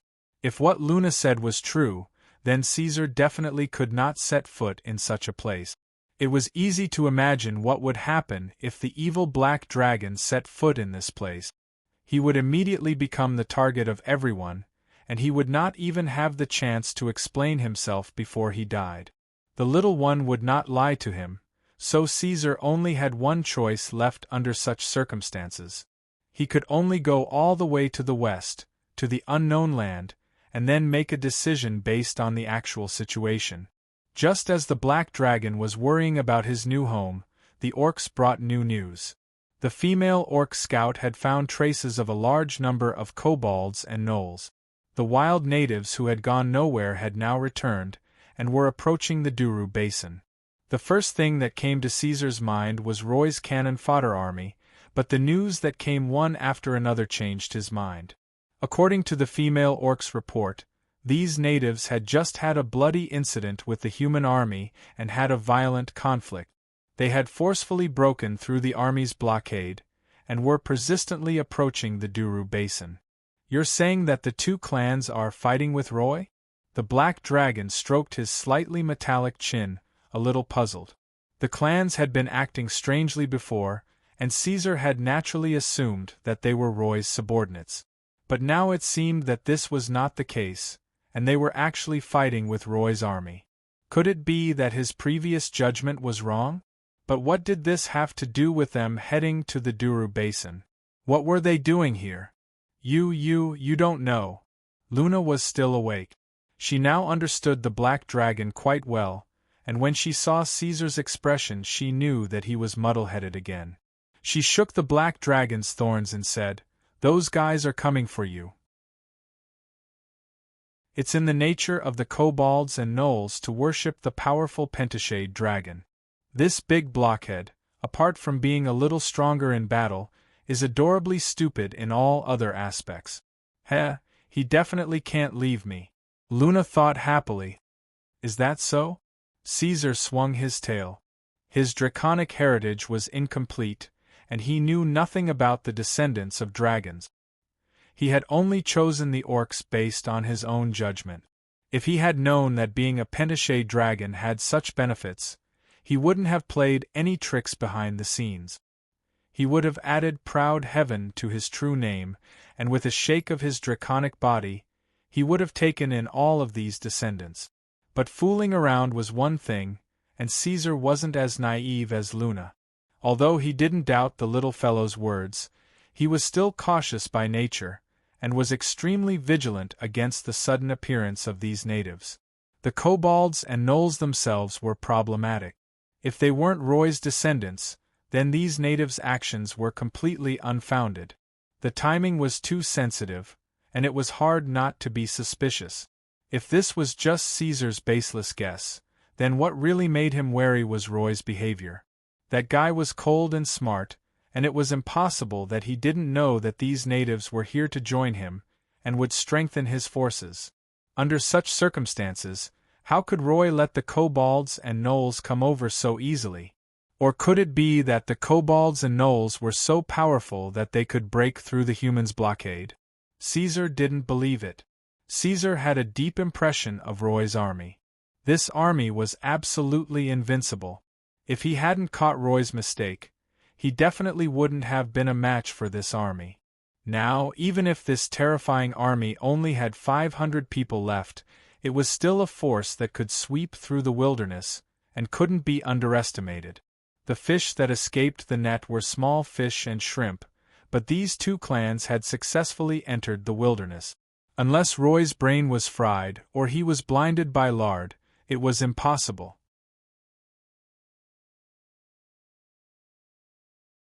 Chapter 57. You're saying that you want to pledge your loyalty to me?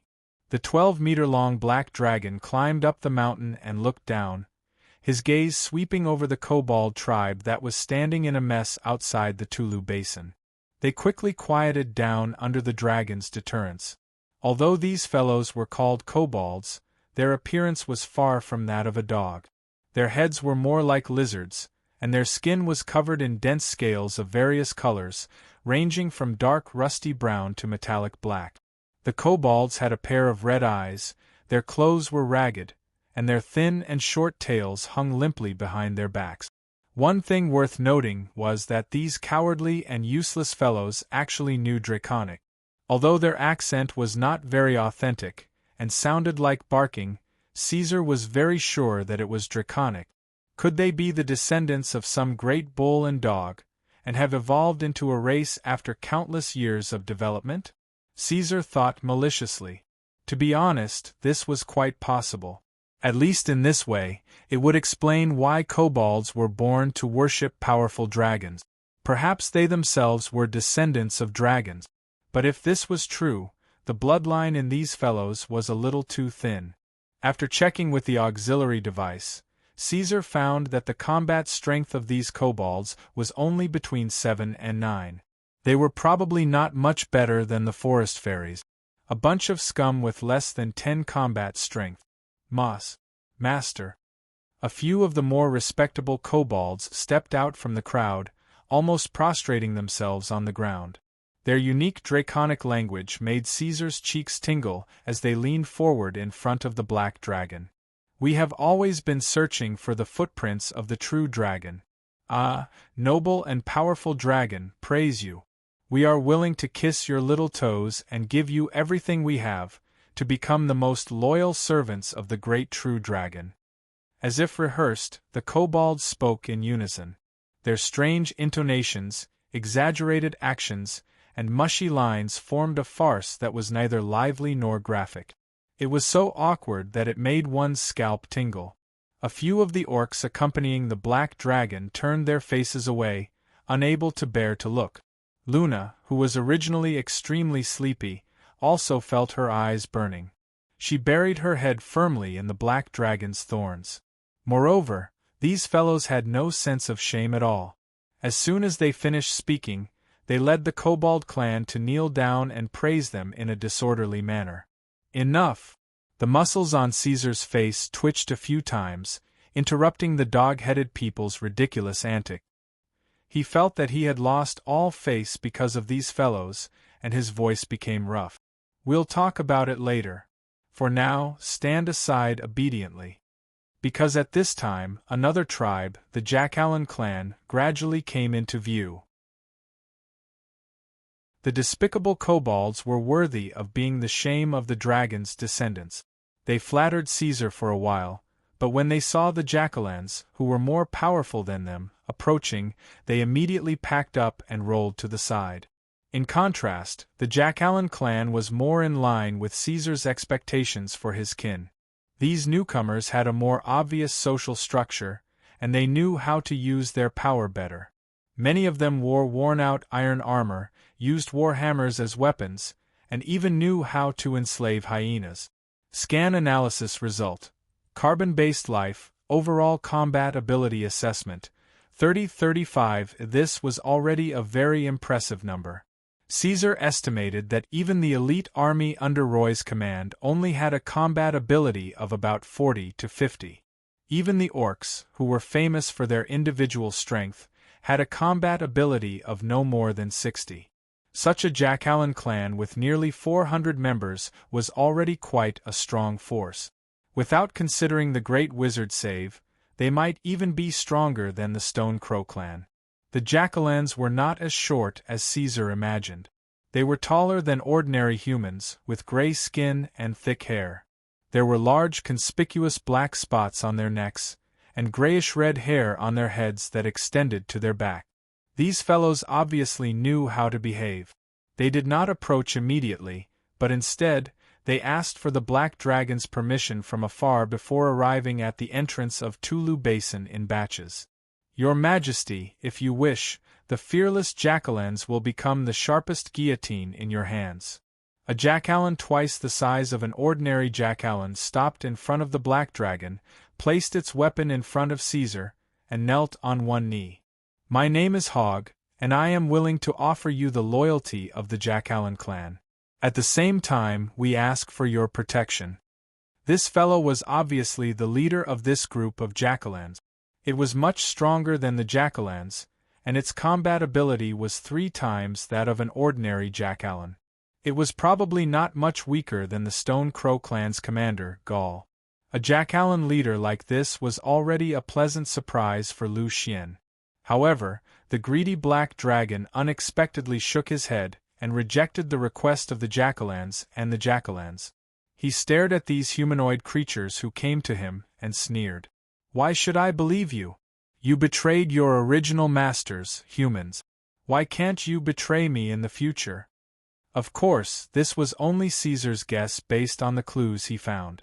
It was not the truth, but it was much better to say these words to test the waters than to ask questions. Next, to determine whether his guess was wrong, he just had to observe the reactions of the other party. So, as soon as he finished speaking, the Black Dragon immediately narrowed his eyes and observed the movements of these Jackalans who came from afar. There was a slight struggle on the Jackalans' faces, and they seemed to be caught off guard. On the other side, the Jackalans were in an uproar, and everyone was talking at once. It seemed that his guess was correct, and their reactions were enough to prove everything. "Those humans have no right to be my masters, Your Majesty." Even the Jackalan leader Hogg had a flash of fear on his face, but he immediately calmed down and puffed out his chest. "The Jackalan clan and the humans only have a business relationship." Yes. The Jackalans from before immediately agreed. "Those despicable humans forced us." Was that so? Maybe the Jackalans were telling the truth, but these cowardly Jackalans were definitely lying. However, there was no point in pursuing this now. Caesar only needed to know that they had some kind of relationship with Roy. If that's the case. Looking at the rather indignant defectors, the Black Dragon laughed sinisterly. "Then, prove it to me. Wear your armor, use your weapons, claws, and teeth to tear your enemies apart. Attack them, harass them, and kill them. Every head can be exchanged for my reward. Go, it's time to prove your loyalty." The Jackalans were the first to leave, and the jackalens also left after a short discussion. In Luna's words, Caesar was a bad egg. He casually promised a few empty promises and sent the jackalens away. He did not even let them enter the Tulu Basin. Chapter 58. Duru Basin, in the newly dug cave of the orcs. Do you really believe them, Sir Caesar? The old chief, Save, came to Black Dragon with doubts. Although he did not accompany Caesar to meet the orcs, as the leader of the tribe, he still knew the details from the other orcs. What difference does it make whether I believe them or not? Black Dragon smiled. Of course, these orcs can really start a war with the human army. They can also pretend to be obedient, but what they do has no effect on us. The only reason we let them out is to spread smoke and exhaust Roy's strength, Caesar said bluntly. As you can see, the humans have been keeping a close eye on Duru Basin. It's almost impossible for the orcs to leave quietly. Cough cough, Save's coughing made Black Dragon frown. He did not expect the old wizard to not be in a better condition after a few days of rest. This was not good news. The old orc bent over and coughed for a while. When he caught his breath, he gently let go of Gaul's support and said, "Then what do you want to do? Put pressure on the humans first, then move them in batches." Black Dragon twisted his neck. The little guy was scratching him from behind. To be honest, I have some ideas about the gnolls. Their leader is not bad. Also, I heard that the kobolds are very talented in mining. Perhaps they will be of some use in the future. If these fellows can complete the mission and swear allegiance to me, I'll be more than happy to take them all into my pocket, Caesar said, his voice gradually becoming deeper. But I don't need to think to know that Roy deliberately sent them here. Gaul. Black Dragon looked at the orc commander who accompanied the old wizard. I need your help. Please go and capture a few captives. I want to know what the damned humans are planning. Understood. Gaul immediately replied in a low voice. Wait. Save stopped Gaul, who was about to leave. He first excused himself from the Black Dragon, then slowly walked to the large orc. If that's the case, I'll leave it with you for now. Caesar saw the old wizard take out a rolled-up sheepskin from his old robe and pass it to Gaul. He then left with the orcs who were about to go on a mission, whispering something to them. However, since he didn't deliberately mention it to him, Caesar didn't want to ask too much. This guy was thinking about other things. He felt a little uneasy. This was the first time he felt that things were not under his control. His reason told him that Roy was playing a big game of chess. For his own safety, he should leave the wilderness as soon as possible. However, the greed in his bones made the Black Dragon unwilling to give up. He wanted to strengthen his own power first and complete the conquest of the gnolls and kobolds before migrating. It was a little contradictory. Caesar gritted his teeth and tapped the sandstone ground with his claws. He couldn't decide what to do. After thinking about it for a while, Caesar finally chose a compromise. Since he had been waiting for the sorcerer to recover for so long, another 1 or 2 days would not make much of a difference. Caesar decided to capture the human captives and interrogate them before making a decision based on the actual situation. Stop.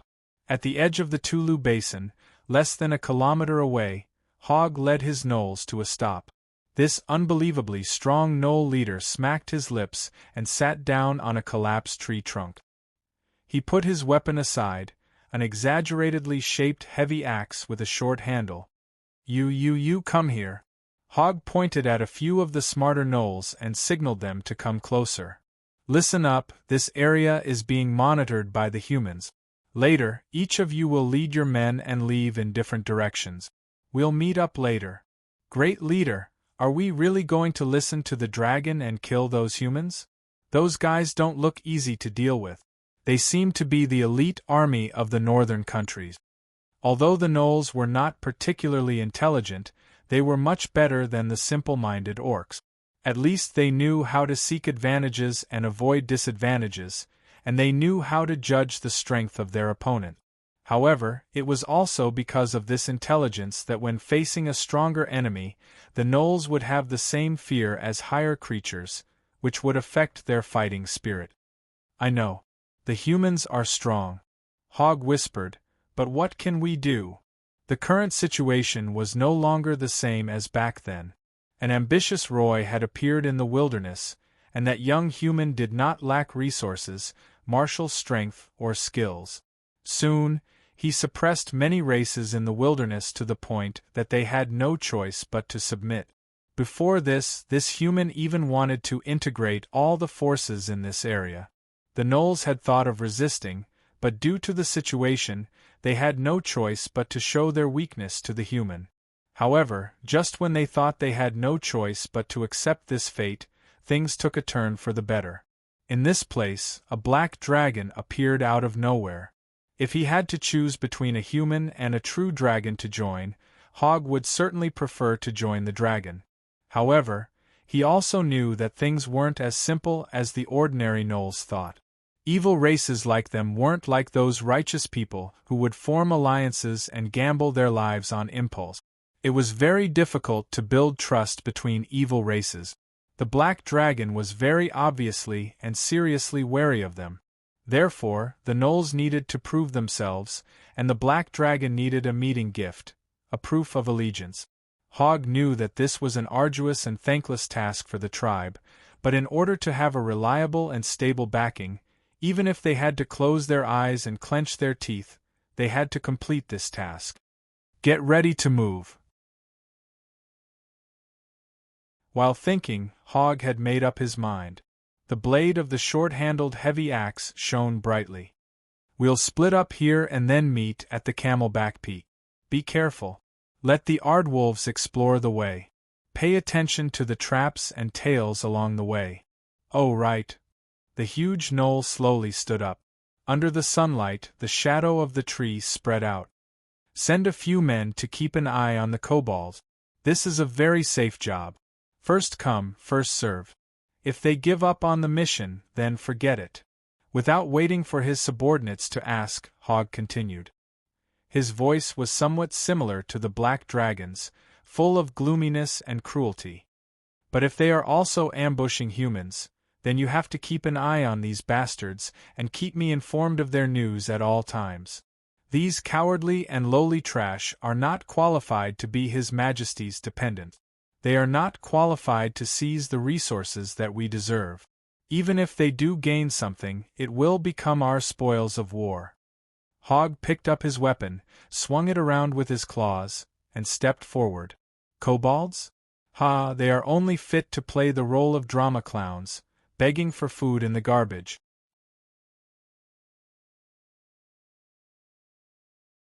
Chapter 59. When Brian woke up, the first thing he saw was the gray ceiling of the cavern. The sunlight shone on the outside of the cavern. He closed his eyes for a moment, then opened them again to get used to the unfamiliar environment. They would rather die than be captured.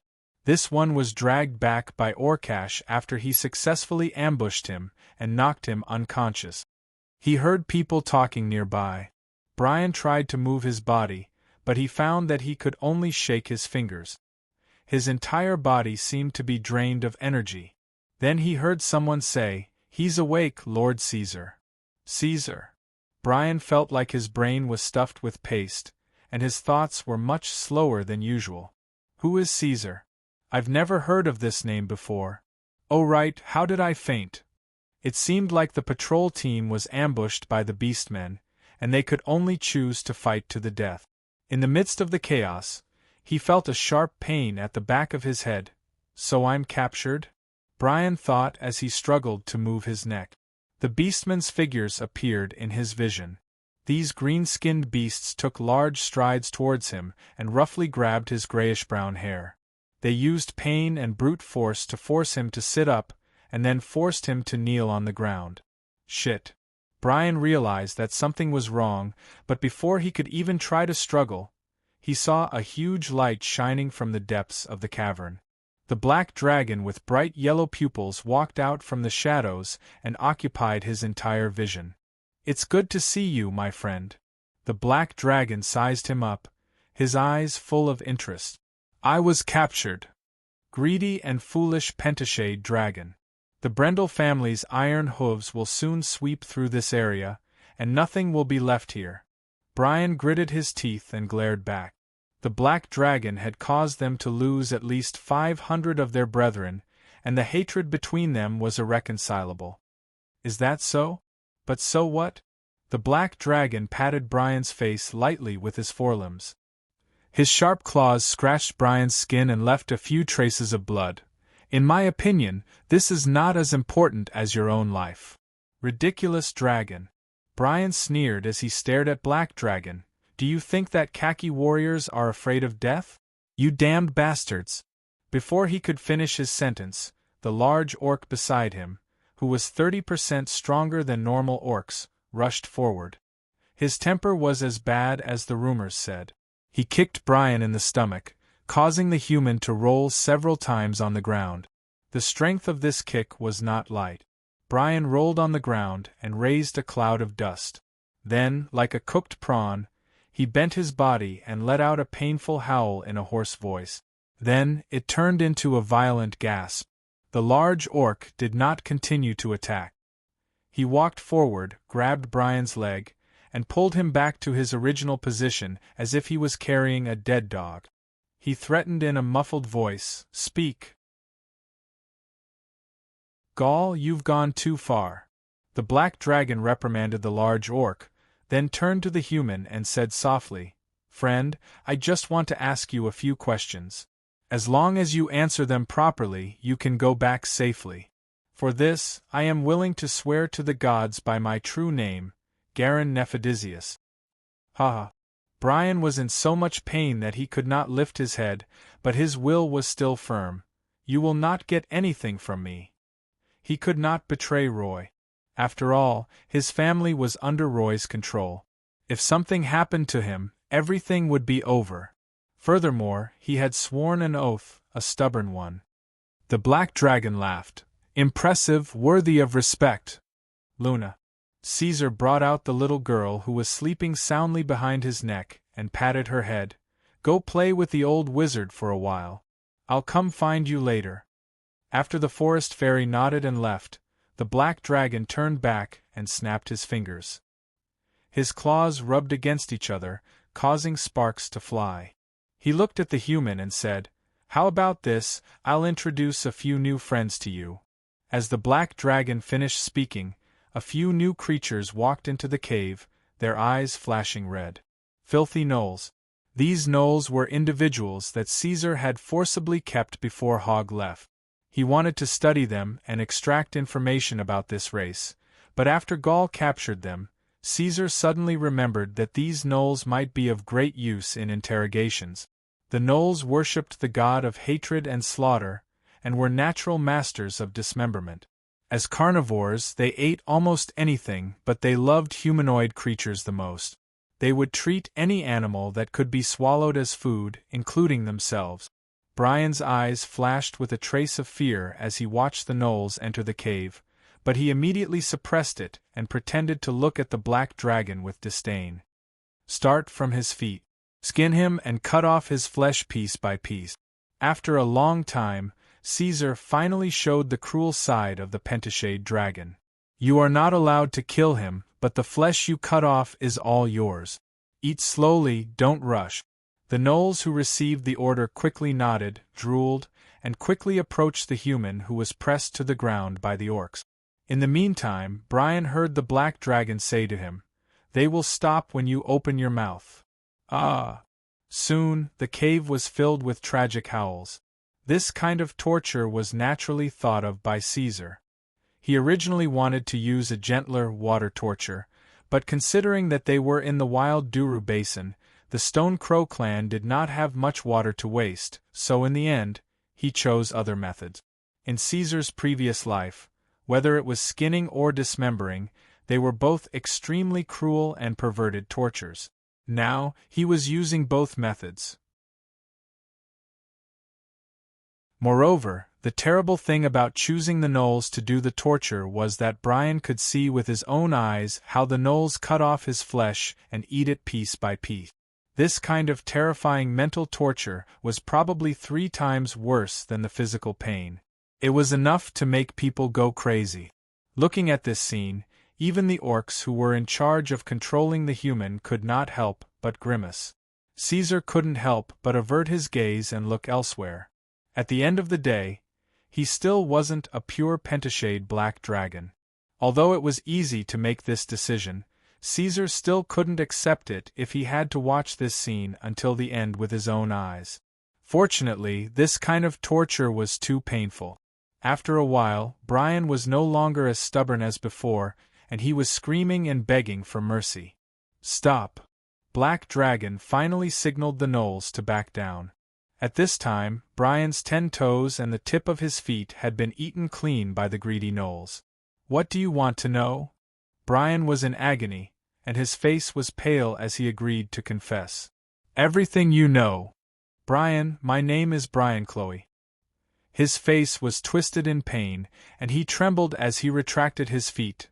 "I serve the Brendel family of the Lying Duchy in the north." "Very good."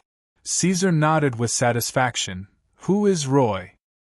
"He is the second son of Count Brendel.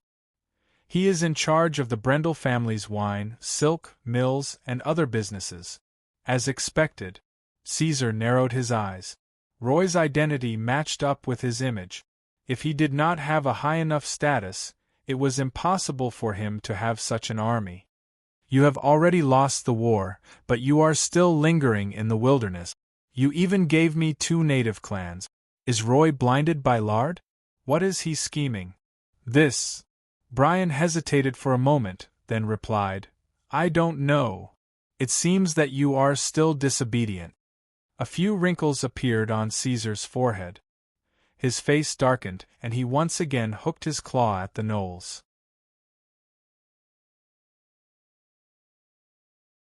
Chapter 60. Caesar gestured with his claws, and the gnolls walked up to him again with malicious intentions. Seeing this, Brian subconsciously curled up his body and shouted in panic, "I don't know! I don't know!" Caesar ignored his pleas and watched the gnolls peel off Brian's skin with daggers. Brian screamed again. Logically speaking, once the strong line of defense of the person being interrogated collapsed, it would not be so easy to rebuild it. However, Brian persisted for a long time unexpectedly. He cried and wailed repeatedly, "I don't know." He did not give any other information. Just when Caesar was wondering if this guy really did not know anything about Roy's plan, Brian, who had entered a trance, finally opened his mouth. "I'll talk. I'll talk." Brian's face was pale, and he was sweating profusely.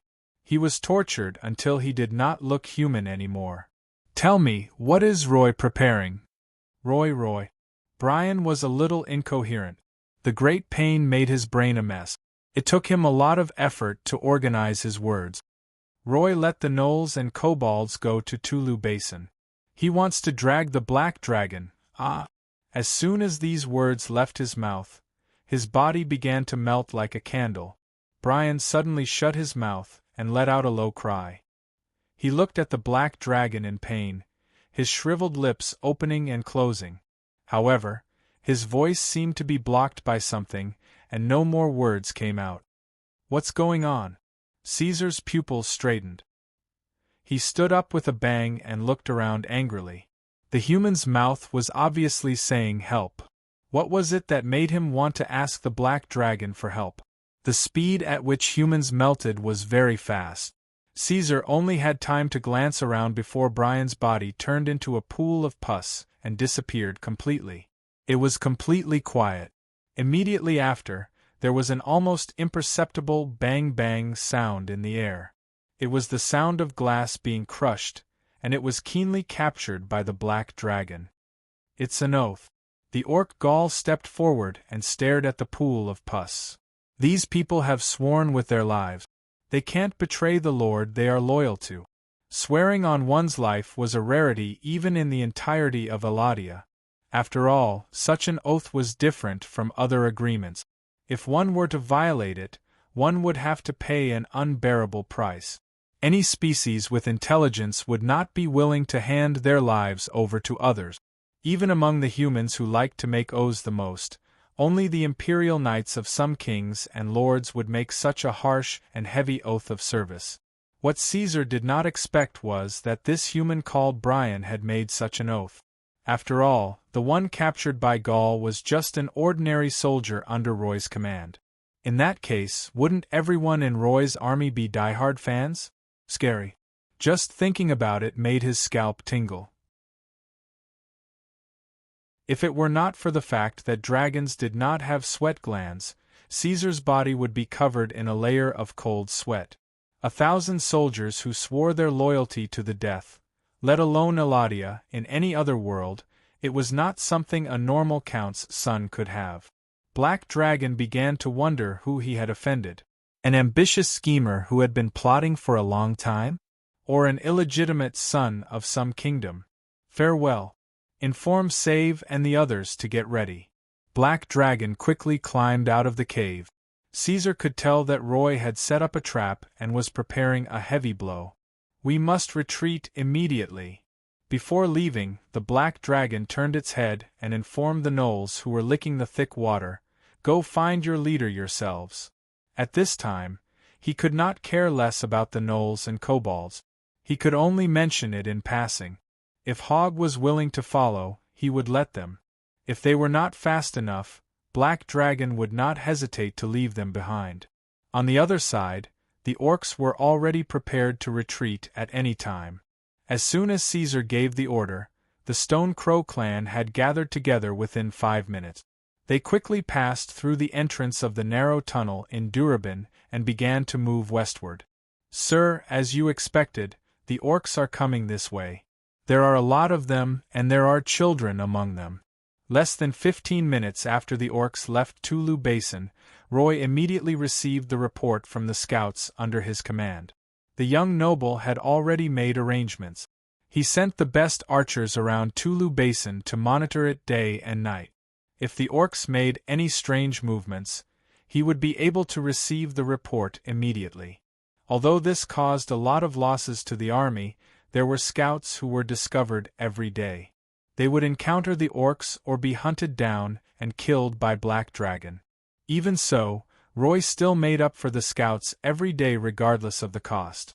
Although the losses were great, the benefits were obvious. The orcs would not be able to leave quietly. As expected, the noble took a sip of the jam brewed by the orcs and sat quietly under the shade of the trees, playing with the northern hound. If the Black Dragon was smart enough, it would definitely have plans to retreat. Therefore, Roy had already carefully studied the map before this and made a prediction of the direction that the orcs would move to. The Black Dragon would definitely not choose the green capital in the north or the human countries in the south. If it wanted to go to the east, it would have to cross the vast elven forest. The creatures there and the pentashade dragons could not coexist together. If the Black Dragon did not want to get hurt, it would not want to go to the east. It would definitely go to the west. Of course, all of this would only work if the Black Dragon was clear-headed and investigated the surrounding situation. However, after fighting with the Black Dragon a few times, the young noble had a rough idea of the other party's intelligence and strength. He was 90% confident in his own speculation. Therefore, Roy might as well take a gamble. The young noble carefully selected 100 men and 100 good horses to be the first to arrive at the front to cover their tracks and carry out reconnaissance missions. Then, he led the army in groups and sneaked over here, blocking the path that the orcs would have to pass through and waiting for them to come. Now, the camp behind the Camel's Back Peak was a smokescreen that Roy had released to confuse the enemy. In fact, his main forces had already secretly made their way here. In the end, he was lucky to have won the gamble. Prepare for the ambush. Roy stood up and began to give orders. Pay attention to the archers. Listen carefully, our goal is to stall for time, so we must avoid close combat and minimize losses. The deep and painful lesson from the last time was still fresh in Roy's mind. He would not make the same mistake again. He was determined not to take risks to achieve greater result. Instead, he would choose to fight steadily and not give the Black Dragon any more chances. However, today was different. There were no spellcasters around to protect him. In order to prevent the Black Dragon from attacking and beheading the enemy, Roy did not plan to go to the front lines. He could only give careful instructions word by word and hand over command to his most trusted subordinate.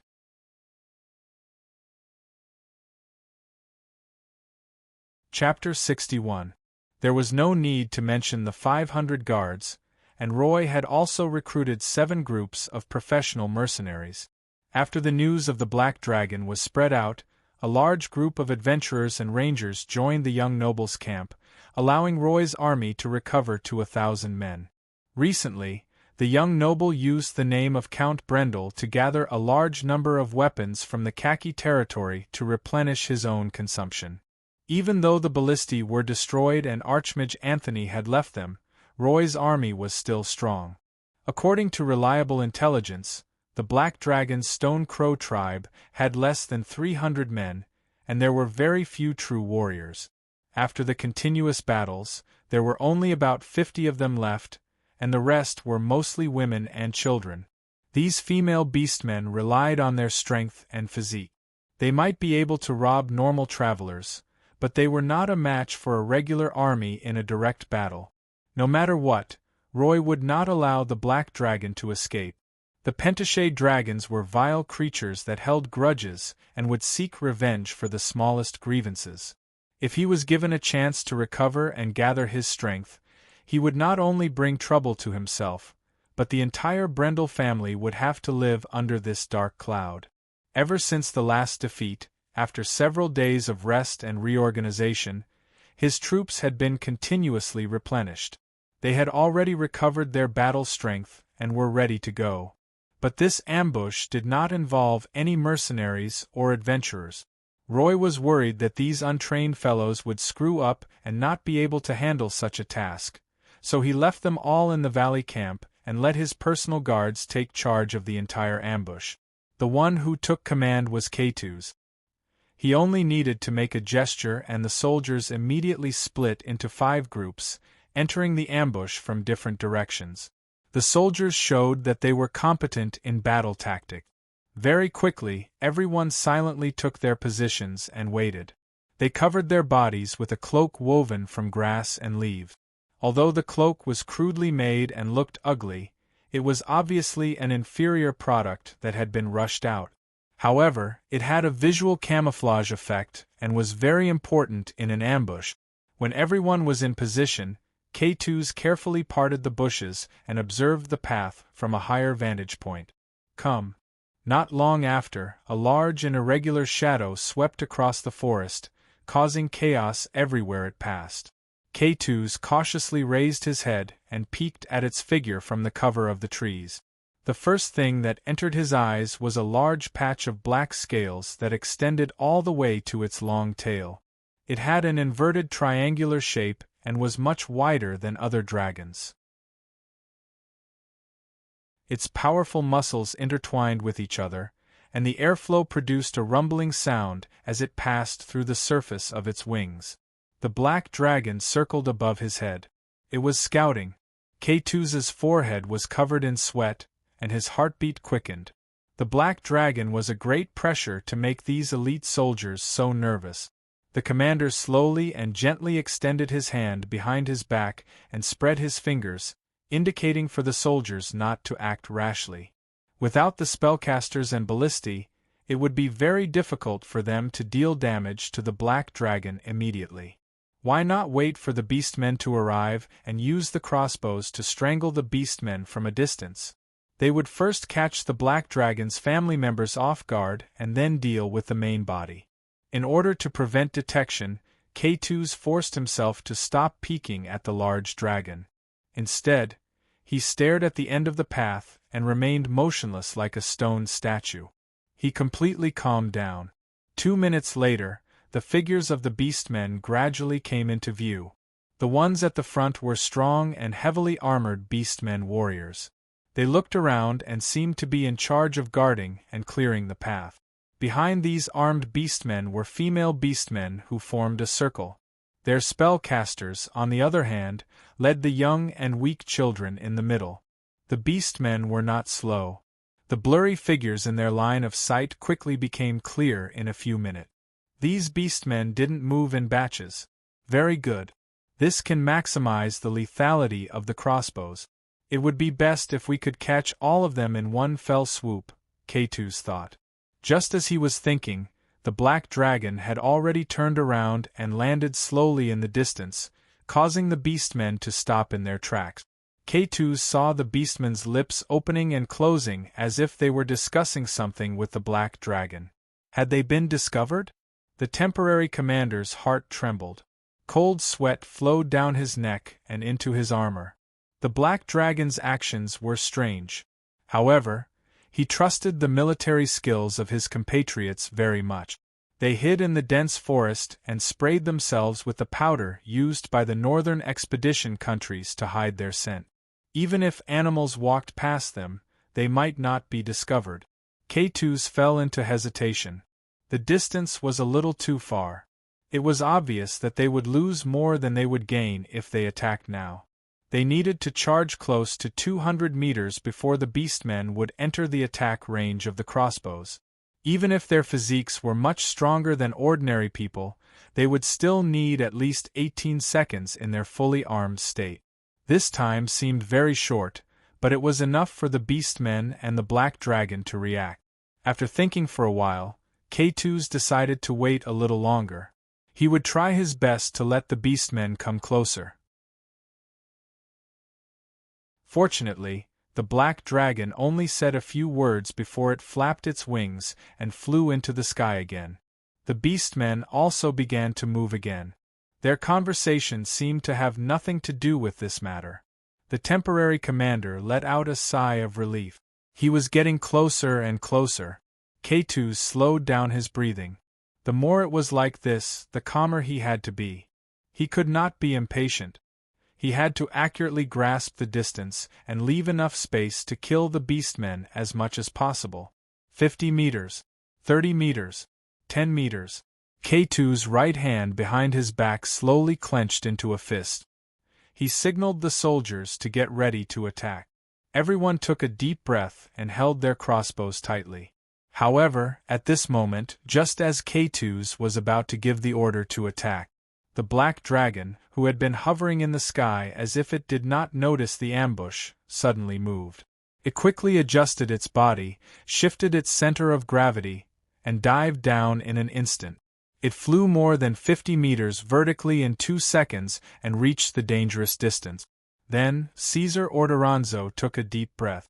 Flames. Along with the dragon's roar, a violent stream of flames swept across the land. It swept across all the positions where the soldiers were hiding in ambush. The entire river forest was set ablaze. They had been discovered.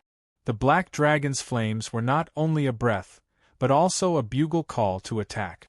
When the beastmen warriors in heavy armor saw this scene, they quickly roared and charged under the leadership of Commander Gaul.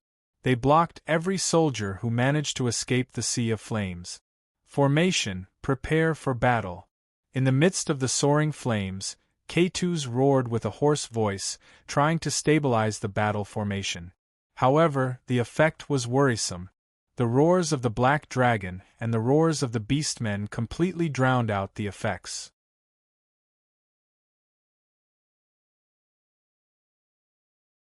Chapter 62. The dragon's wings covered the sky as its kin conquered the land. Caesar did not notice the ambushers hiding in the forest at first. Looking at the land from such a long distance, creatures the size of humans were not much bigger than mice in his eyes.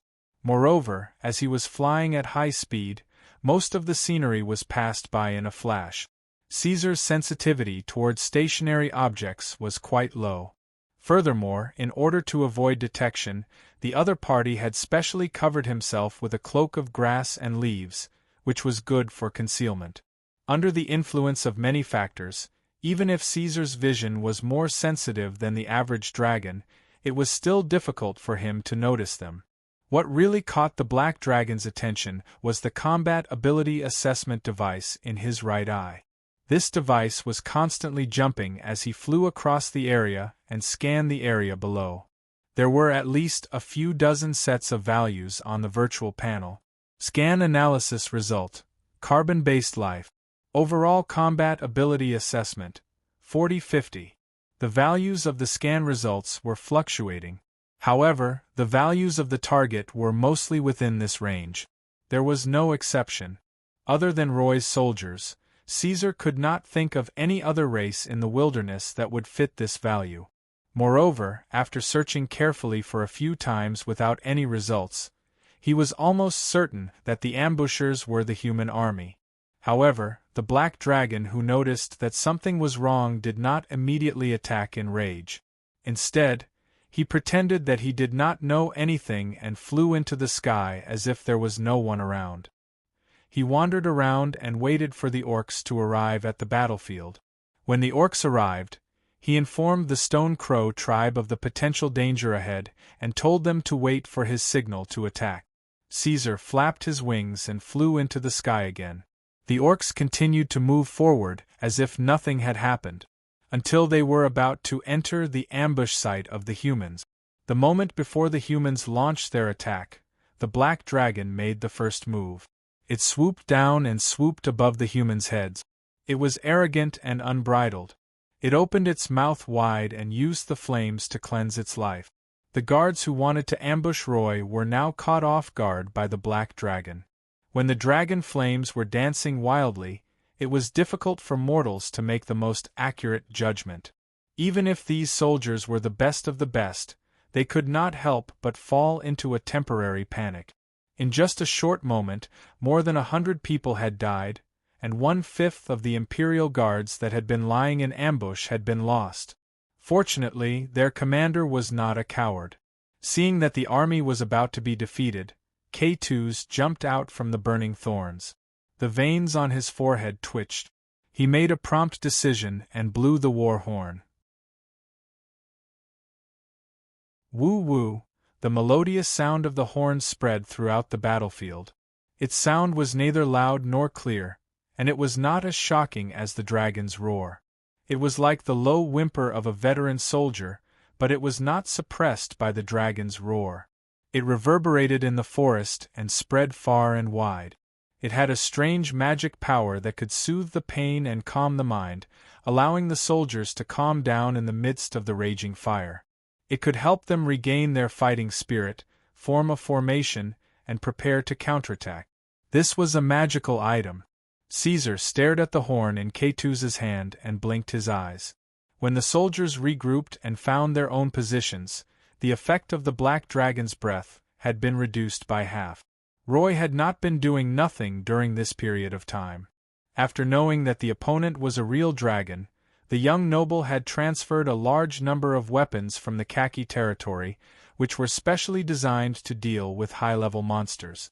Among them were the enchanted shields that could block the breath of a dragon to a certain extent. The wounded soldiers were dragged to the back to avoid being hurt again, and the gaps were filled by the soldiers who were not afraid of death. The fierce resistance from the army had frightened Black Dragon, and his orc clan had begun to suffer casualties. This was not what Caesar wanted, so he changed his strategy. He stopped breathing, landed on the ground, and stood in front of the orcs of the Stone Crow clan. Then, the Black Dragon launched an attack. It was not stupid to give up air supremacy and fight on land. To be honest, Caesar was currently lacking in long-range combat method. Other than his breath, he had nothing else. If he used his claws, fangs, and tail reasonably, he could cause more damage. Crossbows. Caesar heard the commander's roar and the sound of the crossbows being fired. However, the Black Dragon turned a deaf ear to it. It lowered its head, pointed its horns outwards, and rushed towards the human formation like a triceratops. Even the smartest commander could not avoid making mistakes. Roy had made a big mistake. He seemed to have fallen into the wrong mindset, thinking that the replenished army had the strength to fight the black dragon head-on. However, this guy probably did not know that the thing that Caesar was afraid of was not the elite soldiers. The thing that the black dragon was really afraid of was the spellcasters and the armor-piercing crossbows. Unfortunately, these threats were all gone now. The arrows were like rain, covering the sky and the earth. Needless to say, the professional crossbowmen in the army were quite accurate. More than half of the arrows hit the black dragon's body directly. At this time, the benefits of Caesar's persistence in eating soil were highlighted. Although this guy was only a 10-year-old baby dragon, his scales were as tough as an adult dragon. Even after going through 2 gene enhancements, his scales were even tougher than an adult dragon's. The wounds from the last battle had already healed, and its body was as good as new. However, the traces left by the battle on the black dragon's body could still be seen. In order to withstand high-intensity attacks, this guy's newly grown scales were larger and denser. The shape and color were also different from before. They were like shiny black crystals, and were obviously tougher than the scales on other parts of its body. The swarm of arrows did not cause any substantial damage to the black dragon. They used the most tricky trajectories, rubbing against the black dragon's scales, creating blazing sparks and making hoarse sounds. They were stuck on the black dragon's rugged armor, but that was it. Even with all their strength, they could not tear apart the black dragon's defense. Accompanied by high-pressure airflow and howling winds, the black dragon's body, which would shock anyone no matter how many times they looked at it, had firmly occupied the human's vision. Boom! A conservative estimate was that the black dragon's speed had reached at least 160 kilometers per hour before hitting the human's defense formation. One could only imagine how tragic the consequences were. The unprecedented impact caused unprecedented damage. Nearly half of the army's vanguard, these fully armed iron cans holding large shields, were directly sent flying. The most exaggerated one was even sent flying into the sky, more than 10 meters high, and then fell heavily, dying on the spot. This kind of fighting method was difficult to accomplish before. At that time, Caesar was afraid of spellcasters and heavy crossbows, so he could not perform such a long-distance charge in a straight line. However, now that the threat was gone, he could use his strength without restraint and fight to his heart's content. The effect of force was mutual. The terrifying impact was ultimately reflected back onto the black dragon's body. This fellow's body had shifted at the first moment of impact. No matter how strong its muscles were, it was unable to withstand such a terrifying force. The black dragon's grip on the ground was insufficient, and it rolled a few times in the blazing forest. Only then did it shake its head and stand up again. Although he was in a sorry state, this guy only pulled some muscles and did not suffer any real damage. Taking advantage of the fact that the army was in a mess and had not regained their footing, he once again bared his fangs and rushed straight into the crowd. Roy paid a huge price for his wrong prediction of the direction of the war. Thick smoke billowed, and the black dragon was like a shadow in the flames, faintly visible in the fire. It roared, and when it ran, the light and shadow on its scales flowed like ripples, like a rampaging heavy tank. The 4 horns on its head were enough to tear the armor of the soldiers into pieces. The army suffered a second wave of heavy casualties. Fortunately, the goddess of luck smiled at them at the right time. Just as the army was about to be defeated and scattered, the humans' reinforcements finally arrived. A large group of adventurers and mercenaries climbed up the gentle slope from the valley and joined the battlefield.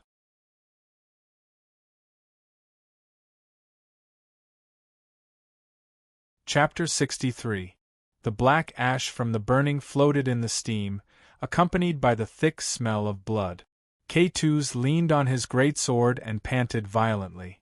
This was not the first time the army had fought with the Black Dragon, but he did not expect that their defense would be torn apart so quickly. They were about to lose. K2s didn't expect that the black dragon would become so terrifying without spellcasters and siege crossbows to keep it in check. The black dragon's unparalleled strength and terrifying speed made the proud and strong khaki people feel helpless. They didn't have any way to keep it in check. This strange dragon did not use magic, but it still made it difficult for them to move.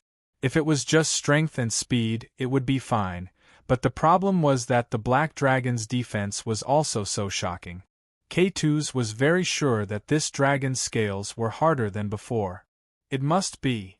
Now, ordinary swords could not cut through its armor. Only enchanted weapons with armor-piercing properties could barely give it a try.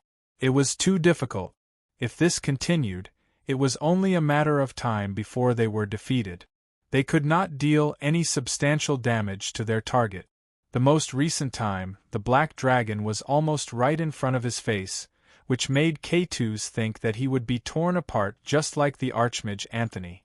Fortunately, there were soldiers who didn't fear death, who did their best to help him block the black dragon's attack.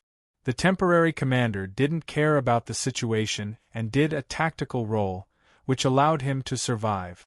When he was about to praise the soldier who saved him, he saw that the soldier was clamped into the cracked and sunken ground together with his armor.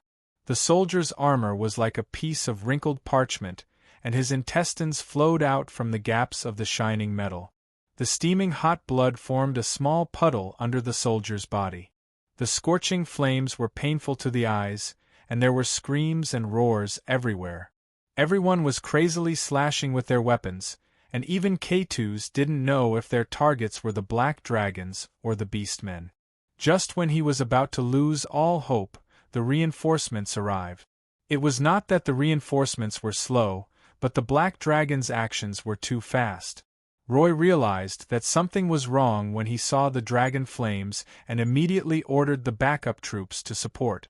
In fact, it took less than 7 minutes from Roy's order to the arrival of the reinforcements. The reinforcements' speed was already quite fast, but these 7 minutes felt like a year to K2's. In this short period of time, the black dragon had launched more than 10 attacks, reducing their numbers to less than 200.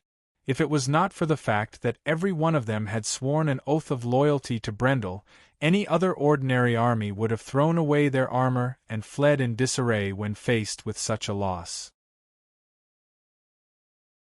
Finally, the adventurers and mercenaries with different armor and weapons swarmed over. With the addition of a living force, the balance of the war, which had originally been one-sided, was restored. Analysis results. Carbon-based life forms overall combat ability assessment. 60-70. These were the values of this motley crew. Interestingly enough, these people's ability checks were even higher than Roy's personal guard. Among them, there was no lack of strong people whose values exceeded 100. In the army, they were already comparable to those high-ranking knights. But it was understandable. According to the information that Roy had spread out, the one in the wilderness was probably a youth, or even an adult black dragon. The purpose of adventurers was to take risks and not to die. If they did not have any skills, who would dare to step into these muddy waters and be slaughtered by the black dragon? When it came to war, this scattered group of soldiers would definitely not be as organized as an army that followed all orders. However, when it came to fighting against monsters, they were well-deserved experts. They had rich experience, and they were equally capable when it came to dealing with giant dragons. They had all sorts of tricks up their sleeves. For example, he could throw sticky bombs with a pungent smell that would cause dragons to sneeze after sniffing them. He could also construct explosive traps that would cause paralysis and dizziness. He could also use accurate dragon hunting nets to restrict the movements of black dragons. Although these guys could not cause any substantial damage to the black dragon, they were enough to annoy Caesar and greatly delay his attack rhythm. What was even more infuriating was that these cowardly guys were slippery. They were not as tough as the army at all. They were not easy to kill at all. At the same time, the attack of the mercenaries had also put the Stone Crow clan in a difficult situation. Even though the women of the clan had joined the battle with their weapons, the orcs still had to face enemies that were twice their size and fully armed. In the end, Caesar decided to ignore these flies that were using their grappling hooks to scurry around but did not dare to get close to him. He suppressed the anger that was rising in his heart and decided to focus his energy and adjust his target. He decided to deal with the elite troops that could really threaten him first. On a hill less than 200 meters away, a group of gnolls was hiding behind a group of protruding rocks.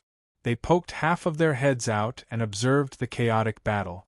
"Great leader, are we really going to enter the battlefield?" A few gnolls that were slightly stronger than the average gnolls were hesitant and trembling. They carefully asked their leader, who was as strong as a small mountain. Although these guys were cruel and violent, they were innately afraid of fire. They had a certain degree of fear towards burning flames. On the battlefield below, the dragon flames were dancing wildly and the fire was raging. From the looks of it, the fire was going to spread even further. The gnolls could not help but feel afraid. Cowards only deserve to be food. Chief Hogg turned his head and squinted his eyes as he glanced at the people behind him. His sharp gaze was like a knife that cut through their faces. The ecology of the gnolls and the orcs was completely different. The gnolls believed in the absolute law of the jungle. Every leader's hands were stained with the blood of their own people. They relied on their strength and power to get to the top. The crueler the methods, the more the other gnolls would be convinced. Hogg rested his curved hind legs on a rock and smelled the scorching smell of reefs in the air. He was much stronger than the average gnoll. He could even overcome his natural psychological fear. "We must join the battle, but not now." The great leader looked at the battlefield below and blinked. He said to himself, "Honey wine when you're idle, or clear water when you're thirsty. Which is better?" The gnolls looked at each other. Ever since the great leader began to flip through human books, he had become more and more fond of speaking human words that the gnolls could not understand. "His Majesty is too protective of the orcs." Hogg continued and turned his gaze to the orcs below who were roaring and fighting. "No matter what, I'm afraid our status in the future will not be higher than these stupid pigs. The gnolls who join us later will always be weaker than them." As he spoke, Hogg, whose mane was as tall as steel needles, grinned. His saliva was sticky and his eyes were cruel. "These humans can't hurt His Majesty, but they can probably kill these orcs. So let's slow down a little and wait for these guys to die first." After waiting for a while, the situation on the battlefield changed. The black dragon simply gave up on the endless entanglement of the adventurers and attacked the regular army with all his strength. Seeing this, Hogg rubbed the blade of his axe against the rock, bursting out tiny sparks. He changed his mind. "It's our turn." He was worried that if they continued to dawdle, their status in His Majesty's heart would have the opposite effect. The dirty gnolls joined the battlefield.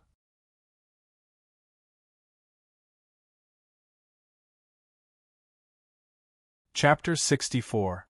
Roy looked at the wildfire in the sky, his right hand slowly clenching into a fist. He had already sent all of his men into the battlefield, leaving only a dozen or so of his trusted knights. Even so, he could only pull the scales back a little, unable to truly reverse the situation. Without a powerful force, he would not be able to truly kill the black dragon.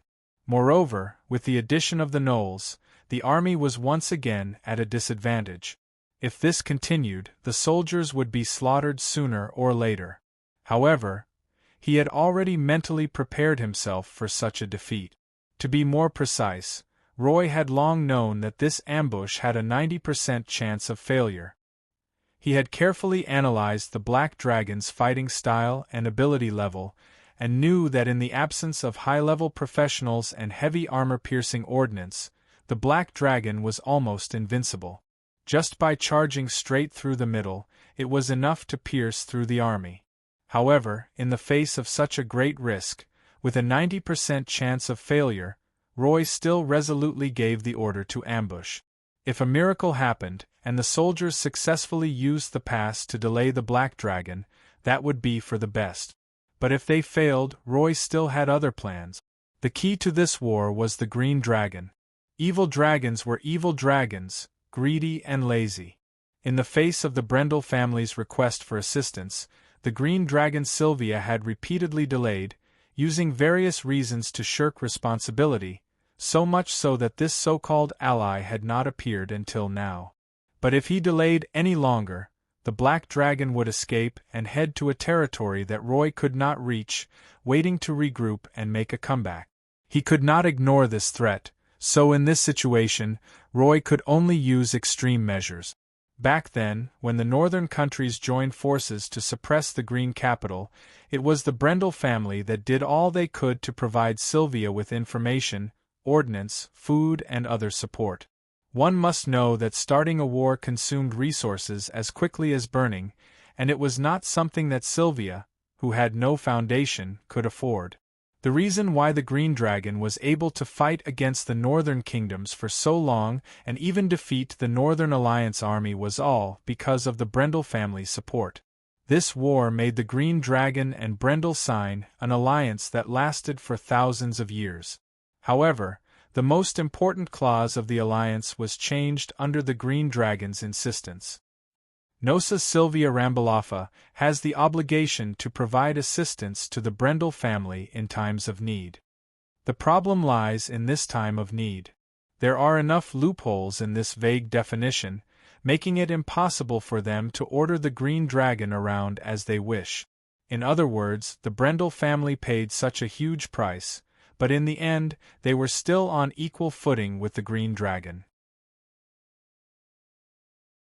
It was precisely because of this historical reason that the Green Dragon Sylvia had yet to arrive, causing Roy to lose again and his army to suffer heavy losses. Now it was meaningless to look back on these mistakes. In order to kill the Black Dragon and prevent future troubles, Roy had to cut off all means of retreat and let the army start a meaningless war. What was a time of need? The Brendel family's elite army was completely defeated and lost. Was this considered a time of need? In the face of this situation, the Green Dragon could no longer push the blame away. If she was still determined to do so, the price she had to pay would be unbearable even for a dragon. Black Dragon, Green Dragon. Roy gritted his teeth. Everything was within his expectations, but seeing these loyal soldiers being buried in the wilderness because of an insignificant fuse, the young noble's heart still felt like it was being stabbed by a knife. At this time, the air around him began to flow faster. Mana waves swarmed into a vortex, and ripples bloomed in the air. A black elemental dot appeared beside Roy, and then quickly enlarged in a few seconds. The space was pushed open by magic, and a void portal suddenly appeared. "Damn it, little guy, are you that impatient?" The woman walked out of the illusory ripples, and reached out to disperse the dancing elemental dots in front of her. When her feet stepped on solid ground, the void portal behind her closed instantly and disappeared without a trace. "Lady Sylvia." Roy bowed in a neutral but polite manner, performing a noble's etiquette with a sense of distance. The woman in front of him had a tall figure that ordinary people could not hope to reach.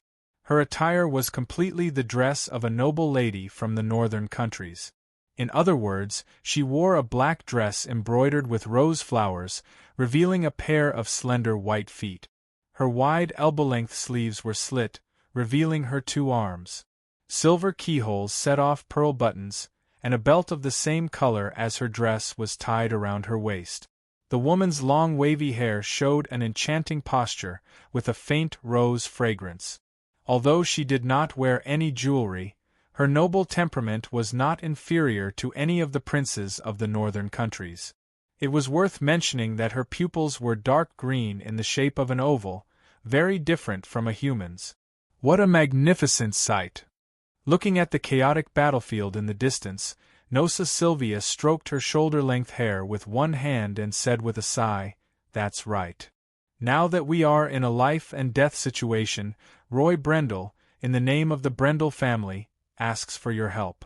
Roy said, his head lowered and his expression could not be seen. Very well, let me see what is making you so anxious. Sylvia effortlessly cast a levitation spell, and did not mind pulling Roy along and brought him to the edge of the battlefield. Then Sylvia raised her eyebrows. She saw her own kind. It was a black dragon, but it was almost as strong as a young red dragon. Its protruding fangs, hammer-like tail, black crystal-like scales, and body that was filled with a violent aesthetic left Sylvia stunned for a short moment. This is a draconic beast that does not know magic, Roy introduced. In fact, it was just a guess. He was not sure whether the black dragon knew magic, but in order to let Sylvia help as soon as possible, he could only tell the green dragon with certainty. Wait. Sylvia shook her head and did not take the urgency and urging in Roy's words to heart. She looked at the black dragon rampaging in the field and felt a sense of déjà vu. These 4 horns that did not match the appearance of any pentashade dragon, she felt like she had seen them somewhere before. Is this Nezatoria's cub? Is it one of the young dragons that hid in the corner and trembled when I invaded Nezatoria's lair?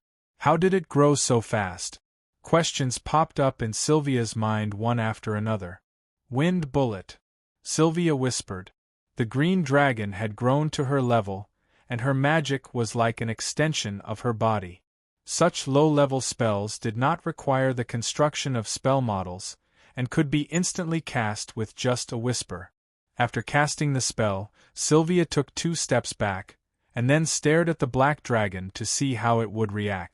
The continuous victories over the past 2 years had made the green dragon a lot more arrogant.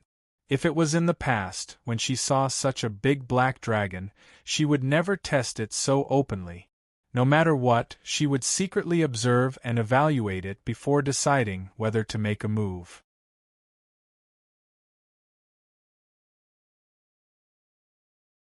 Chapter 65. Of course, Sylvia did not believe Roy's nonsense. She was no longer an ignorant young dragon. As she entered old age, her magic bloodline and various senses had gradually reached the peak. Although it was very weak, she could still feel the palpitating charm of the other party. That was draconic aura. The ability of ferocious aura was the symbol of all true dragons. Roy, this rascal, actually told her that the other party was just a dragon with no magic ability? If not for the fact that she had seen the black dragon fighting the human army, Sylvia would probably have turned around and left. This black dragon indeed did not use any magic ability. It purely relied on the powerful body of a dragon to fight in close quarters with the human army. It seemed to be quite strenuous. This can't be an idiot, right? Sylvia thought that either there was something wrong with the other party's brain and it was deliberately hiding its strength, or although it was a true dragon, it really did not know anything about magic as Roy had said. Although it was relatively rare, dragons were the race that was most likely to give birth to freaks. This situation was not unique in the long history of dragons. This symptom was called irreversible elemental bloodline claustrophobia curse by some scholars who were dedicated to studying dragons. Iradia's theology suppressed everything, and people were used to attributing all kinds of negative conditions to curses. In short, the elemental hall was closed to these poor children. Although they had received the dragon's inheritance, they could only awaken some basic dragon abilities, such as draconic aura and breath. Under the influence of the terrible curse, they would never be able to see the door to the mystery of magic even if they spent their entire lives. However, among the pentashade dragons, such cases usually only occurred with the red dragon and the white dragon. What, now even the black dragon had fallen to this extent? Sylvia used a wind bullet with a lower energy level to test the waters. Caesar, there's a magic fluctuation behind you. It's coming, be careful. Luna was very nervous and her voice became hurried, as if she had smelled something unusual. Black Dragon reacted immediately. He twisted his body, his forelimbs supporting him as he turned 180 degrees to avoid the sudden attack. Bang! Gravel flew everywhere as the wind bullets smashed into the ground, creating a small, shallow pit. There are spellcasters? Caesar stared at the traces left behind by the spell. He arched his body and raised his head to look in the direction of the culprit. Through the thick smoke and flames, Caesar saw Roy floating in the air, his feet not touching the ground. Beside him was a woman dressed like a noble lady. "Caesar, run," Luna said. The moment she saw the woman, the little girl's body couldn't help but tremble. Her voice was shrill and she sounded like she was about to cry. That's the verification device in Caesar's right eye began to operate. "I really don't know any magic." Sylvia's long and narrow eyebrows twitched as she approached the center of the battlefield. As she strolled, she sealed the area with a fish in the pond cage. Scan analysis result: carbon-based life forms. Overall combat capability: 264, 315. This. Caesar's cheeks hurt. This Roy was AF * King Black Hole. Where did this guy find such a helper? The situation was complicated now. Run, run. The little girl on his back was terrified. She slipped from Black Dragon's neck to his back and hid among the dense thorns. "Caesar, that's a dragon, a big green dragon." The favorite food of Iradia's 5-colored green dragon was forest fairies.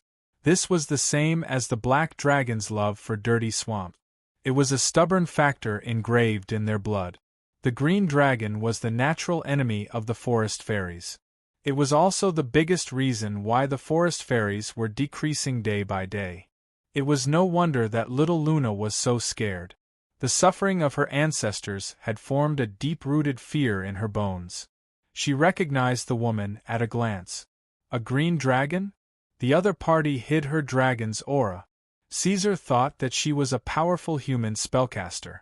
Hearing the little girl's words, he suddenly realized. Sylvia? Wasn't Sylvia and the northern country's mortal enemies? Why was she standing with Roy? "Seems like you know me." Sylvia found a clue from the expression on Black Dragon's face.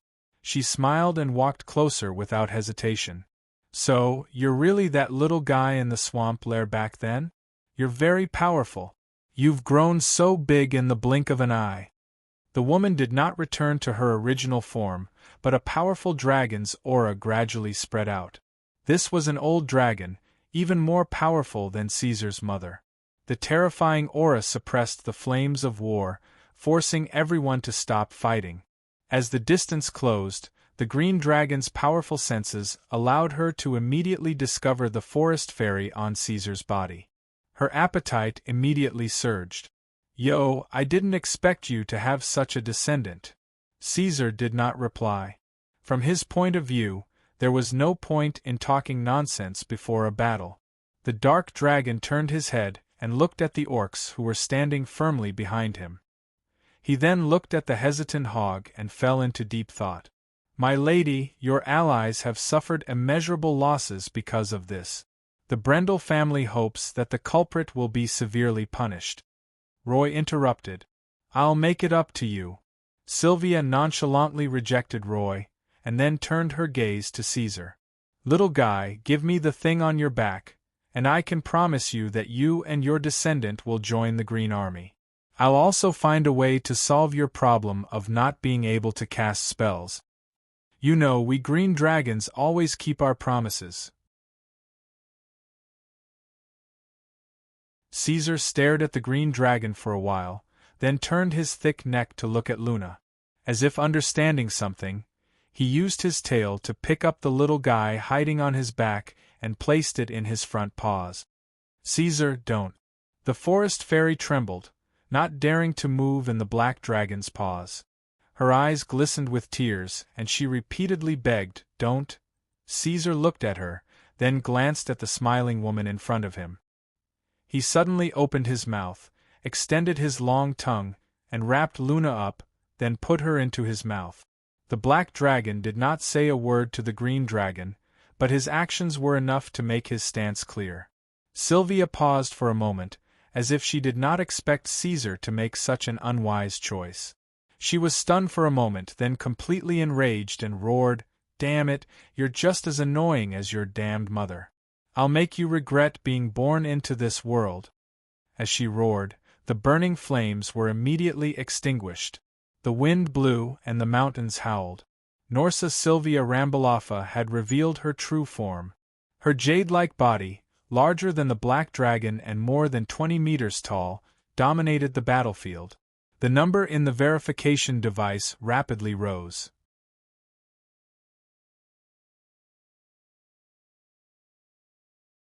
Chapter 66. Shape-shifting was not a high-level spell for dragons. Most young true dragons could easily master it, but in the case of an alien form, the true dragon's combat power would drop by a lot, and many of the draconic spells that were originally easy to cast would also be limited. So in the process of battle, they would definitely not fight with their opponents in their alien form. The huge body of over 20 meters occupied everyone's field of vision. The green dragon's head was relatively small, but the sharp horn on its nose was 30 centimeters long. Its curved jawline revealed sharp fangs, and the spikes extended from its eyes all the way to its tail, with the highest point at the back of its head. After revealing its true form, the smell of chlorine quickly spread out from its body, and its scales shone like emeralds. Sylvia returned to her dragon-like body, causing the auxiliary device in Caesar's eyes to refresh again and again. It was only when the green dragon's gigantic body was completely reflected in his eyes that he finally stopped. Scan analysis result: carbon-based life form. Overall combat ability verification: 529,631. Starfire Draconic. Before anyone could open their eyes from the hurricane caused by the shape-shifting, magical light exploded in front of Caesar. The spell model was drawn in an instant, and the overwhelming attack came in an instant. Reality proved that Caesar's decision to put Luna in his mouth was absolutely brilliant. The dazzling draconic spells came whistling without delay, and there was no way to dodge at all, engulfing the black dragon's body in seconds. The weak forest fairies could not withstand the aftermath of a battle between dragons. If they were still lying on Caesar's body at this time, they would undoubtedly be ignited by the starfire and turned to ashes in a short time. The elemental turbulence enveloped Caesar. In the storm, this guy's entire body became blurry, and he seemed somewhat illusory. The green dragon's terror once again shocked everyone. Whether it was its shocking physique or powerful magic, it all proved that Sylvia was the undisputed ruler of this battlefield. Behind him, Save gripped his bone staff tightly. No one would have thought that Roy would be related to the green dragon and be able to summon the mother of poisons here. Even if the orc Magus was in peak condition, he would not be a match for an elderly green dragon, let alone his current condition. Once Caesar was defeated, the consequences would be unimaginable. Sylvia let out a mocking snort that was unique to dragons. Just as Roy had said, the black dragon was a complete idiot in magic. He was drowned before he could do anything. If such a dragon-tongue starfire were to hit its target, it would be enough to destroy a fully armed army. Even the blue dragons, who were known for their defensive abilities, would have to avoid such a spell. This guy actually didn't dodge. Seeing this scene, Sylvia seemed to have predicted the outcome. Ha!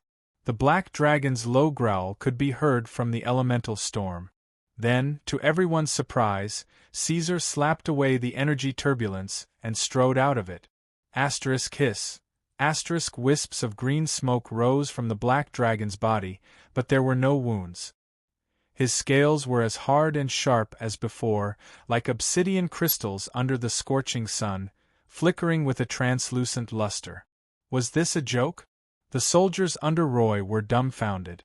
The black dragon was completely unharmed after being hit by such a powerful dragon-tongue magic. This was not the case when they faced the great wizard Anthony. Roy couldn't help but turn his gaze to Sylvia, his eyes full of hesitation. This damned green dragon looked aggressive, but the result was shocking. Could it be that this guy was acting out a play? On the other hand, Sylvia, the instigator of the whole thing, couldn't help but be taken aback.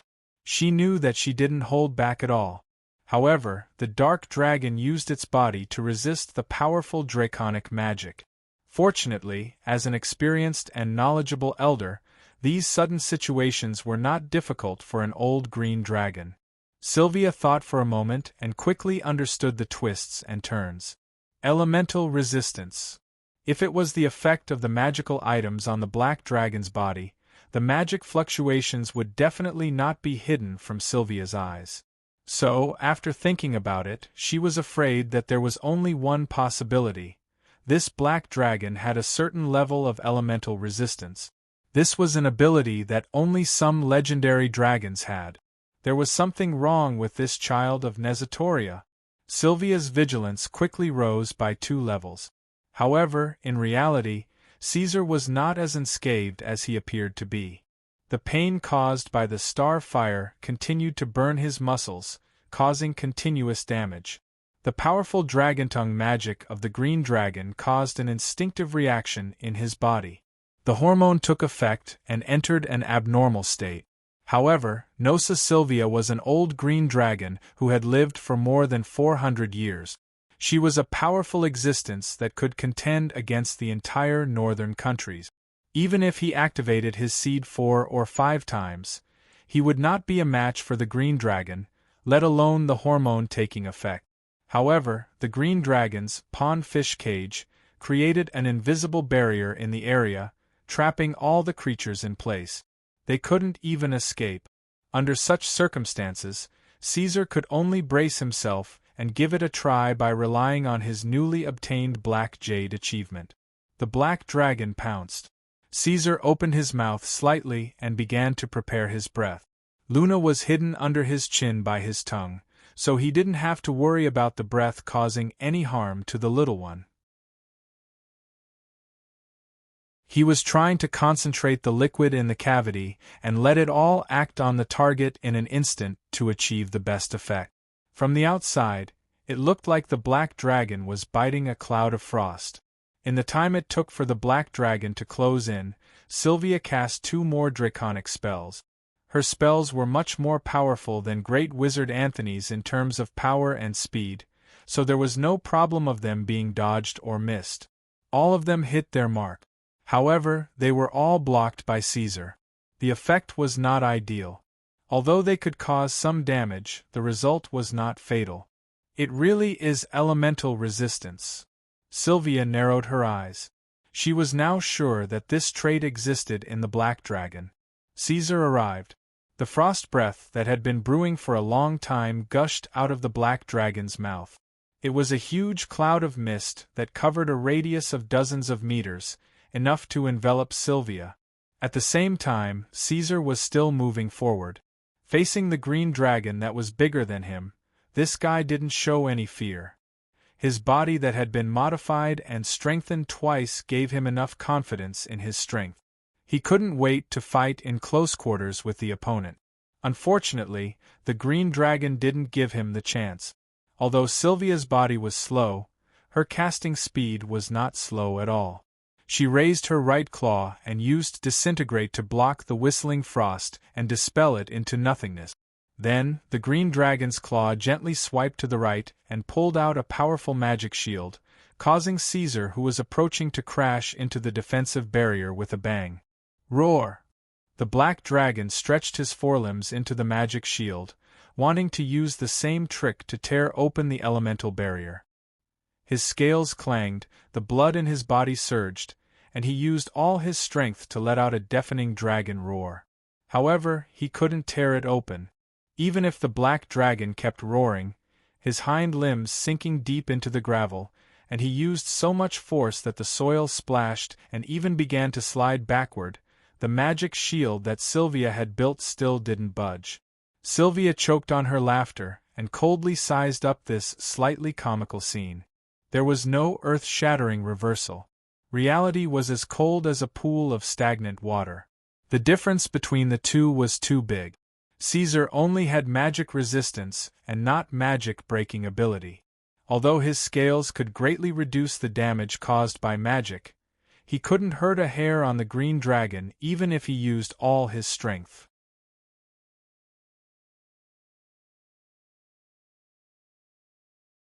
Chapter 67. After a long roar, Caesar panted heavily and took a few steps back. He slowly arched his back, and the muscles on his hind legs twisted into a ball, forming bulges visible to the naked eye. "You still want to try?" Sylvia choked on her smile. She looked at the black dragon with a scrutinizing attitude, allowing him to do as he pleased.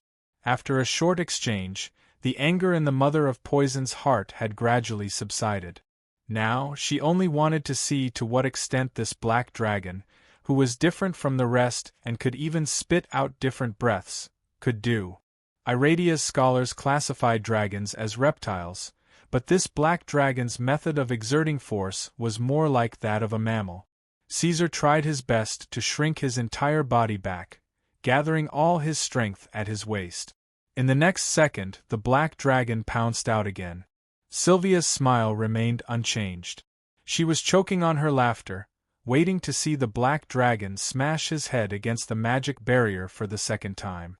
Unfortunately, Caesar's target was not her, but Roy. In fact, after just one exchange, Caesar had already given up on the idea of continuing to attack the green dragon. With his current strength, it was impossible to tear apart the green dragon's barrier. Thus, the black dragon changed his target and chose to attack the human who had been hiding in the back. He wanted to get rid of the instigator of the entire incident. Roy was a big scourge. Caesar would never be at ease if he did not get rid of him. The black dragon's ferocity was obvious to all. It was far beyond the reach of other dragons. Thus, in the time it took for people to see the black dragon's strange movements and react, Caesar had already crossed a distance of tens of meters, rushing towards his target at lightning speed. Time passed. In just 3 seconds after the black dragon's sudden burst, he had already appeared in front of Roy, using both his breath and claws. Roar! A soundless dragon's roar seemed to resound in the air. Due to the whistling wind that came from the extreme speed, the human's short gray hair was blown high into the air, revealing the wrinkled forehead. Roy did not retreat. He did not even blink.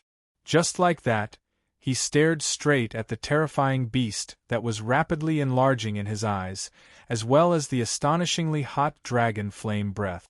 He was just a normal person. In terms of combat ability, he was probably even weaker than the weak kobolds. Roy was neither a knight nor a mage. Facing the terrifying black dragon, without the help of external items, he would definitely die no matter what. Therefore, the young noble simply stopped dodging. Moreover, Roy was 100% sure that he would not die in this attack. Boom!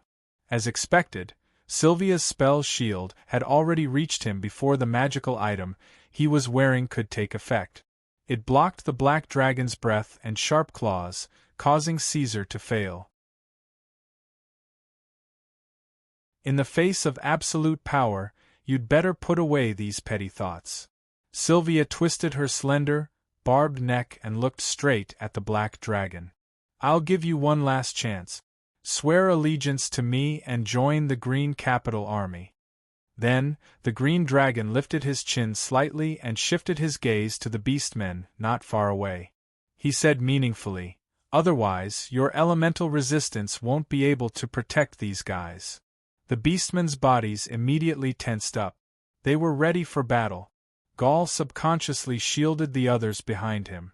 Even in the face of the green dragon, the Stone Crow clan showed a fearless attitude.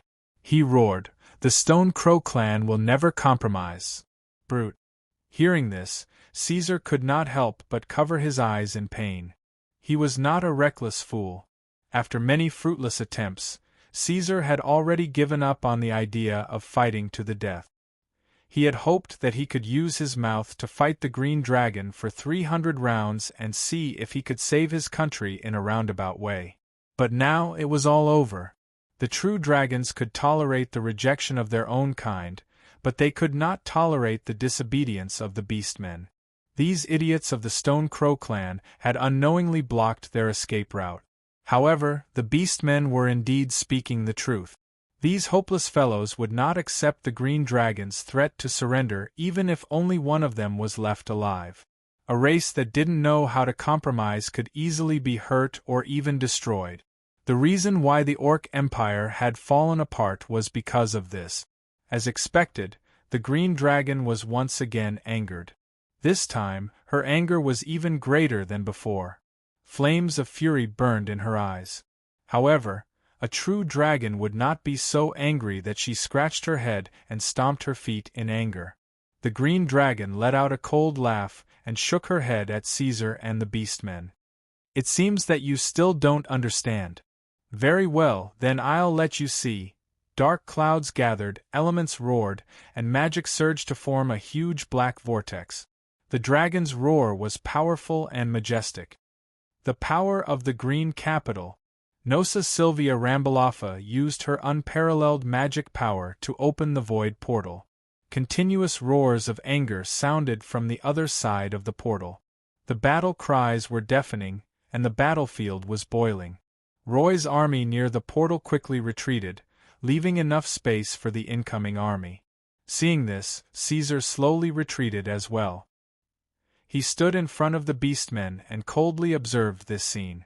In the next second, an almost endless number of creatures roared and charged out of the portal as they squeezed and collided with each other. Ogres, wyverns, thorny beasts, man-biting bees.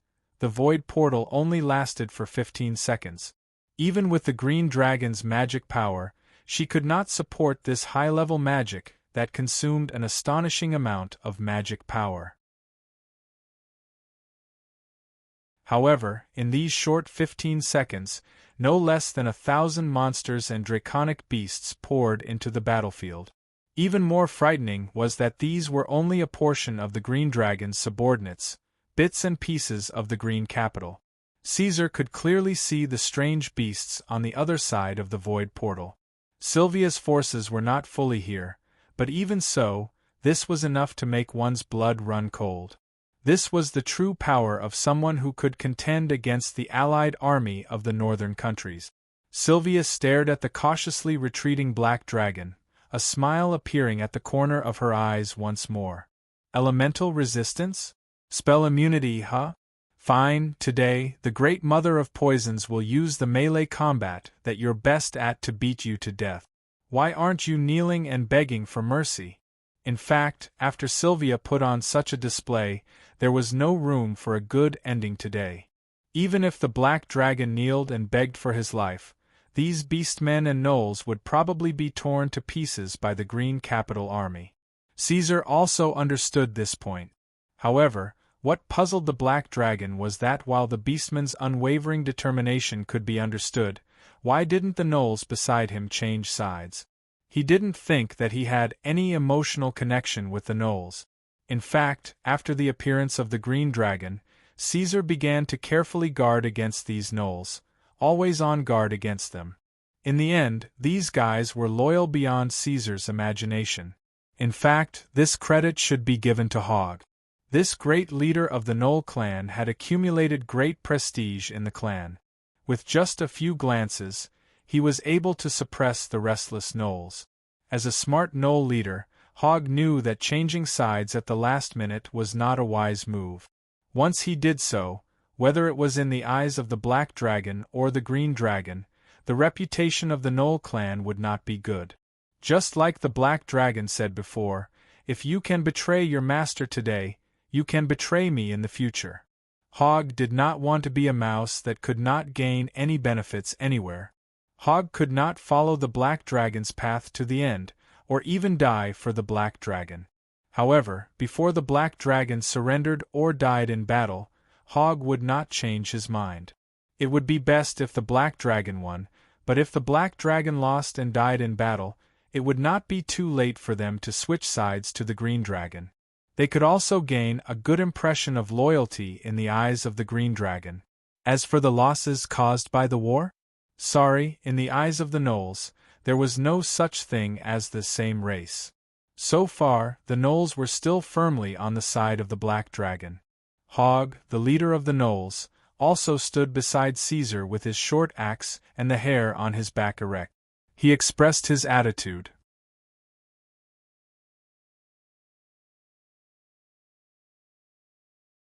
Chapter 68. Compared to the Green Army, Caesar only had 2 clans, the Beastmen and the Gnolls, which seemed a little too shabby. There's no other way, Caesar thought. How am I supposed to fight? The combat standards of the 2 sides were not on the same level at all. Based on the current situation, even if he could stop the Green Dragon, he would be ground to death by this endless army of monsters. Only now did he know why Roy let go of the blockade.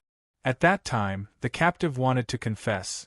The reason why Roy let the gnolls and kobolds go to the Tulu Basin was to delay the Black Dragon until his ally Sylvia arrived. In fact, before this, the Black Dragon had already predicted the danger, but greed was the most terrible sin. In order to subdue the gnolls, he wasted a lot of time and did not retreat immediately, which led to this result. Of course, this was only Caesar's wishful thinking. He did not know about Roy's arrangements. In fact, it did not make any difference whether he retreated sooner or later. The young noble had already decided to bury his army here to force the Green Dragon to come. As long as the 2 sides fought, the result would be like this. This was a dead end, and there was no way to break out. But after thinking about it, the reason was that Caesar was not strong enough. Roy had power, capital, and backup. All of these were enough to support the young noble to win after several failures. On the other hand, if Caesar lost once, he would lose everything. The past flashed in his mind. Caesar shook his head and came back to his senses. Now was not the time to think about this. He had more urgent problems to solve. The Black Dragon looked around, looking for the weak points of the fish in the pond cage, trying to find a loophole and lead his remaining followers to escape. In the face of absolute power, he still had to be afraid. However, as he surveyed his surroundings, he inadvertently discovered that the beastmen had all raised their weapons, their eyes burning with the flames of war. Even the children were holding short swords and broken spears that they had picked up from the ground, ready to fight to the death. The gnolls were no exception. Under the lead of Hogg, they let out a low growl. On the other side, the Green Army's beasts also bared their ferocious fangs. These fools, they really want to die. The Black Dragon thought. He had already chosen a suitable position and was ready to break out. Let's go. However, just as Caesar was about to make a move, he suddenly froze. His lines had been stolen by someone else, and it wasn't him who said those words. At this time, the old wizard Save, who had been inconspicuous since the attack on the army camp, suddenly spoke. He stepped forward and staggered in front of Caesar, standing in front of Black Dragon, the bone staff in his hand, which had not shone for a long time, once again. Boom! In the next moment, the old sorcerer displayed the might of a descending green dragon. His few strands of sparse hair danced wildly in the wind, and the tide of magic power was like a raging wave, rippling with gray waves.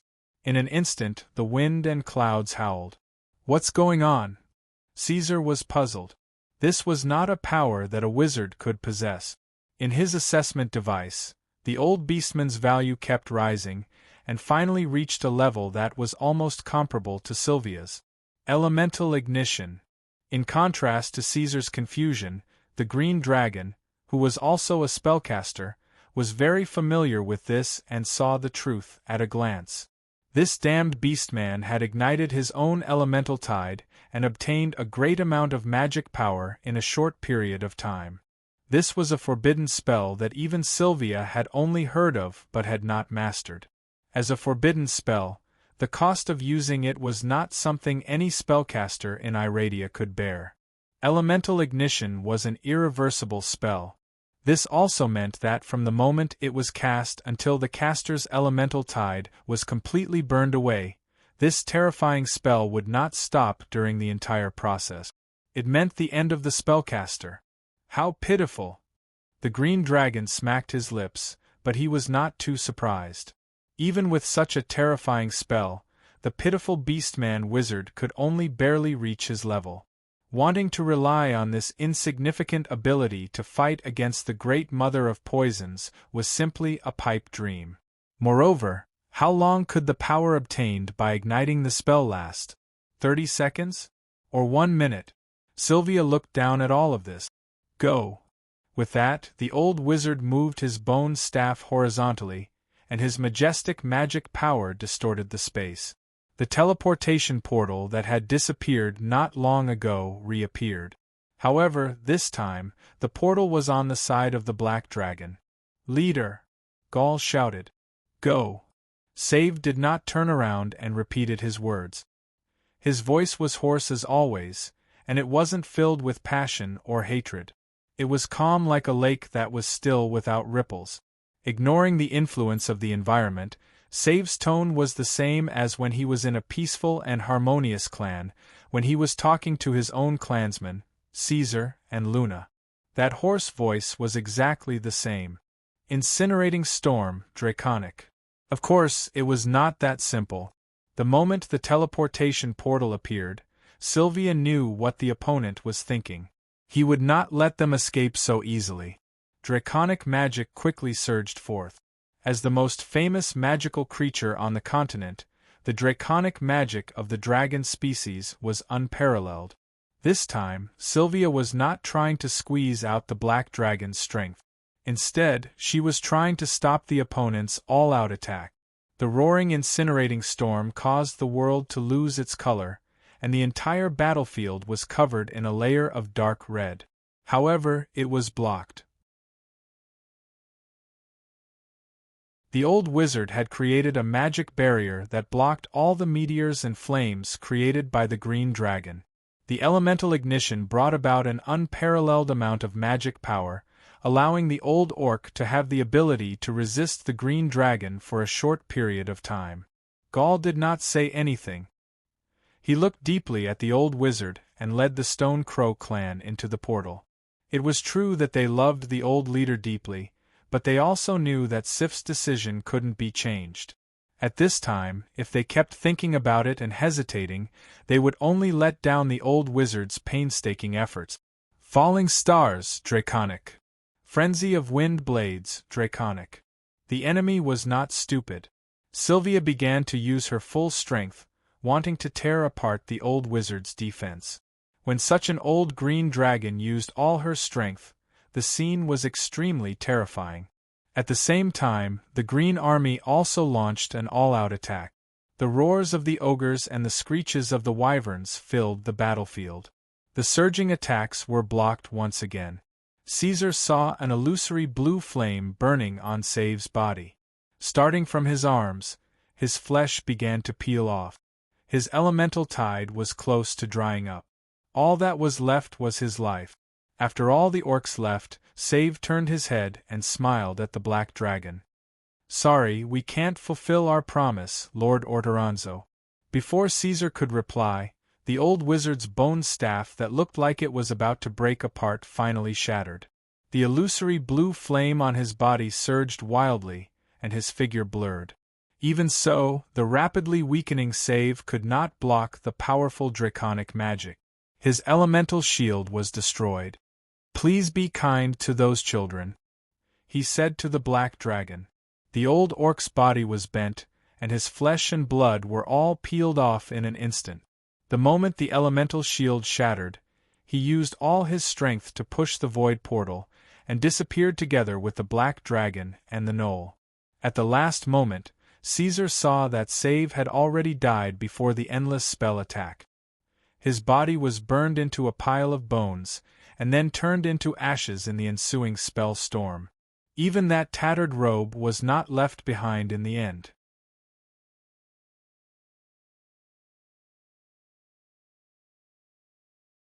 Chapter 69. The storm of magic swept past, leaving only nothingness. The green capital army missed. Damn it!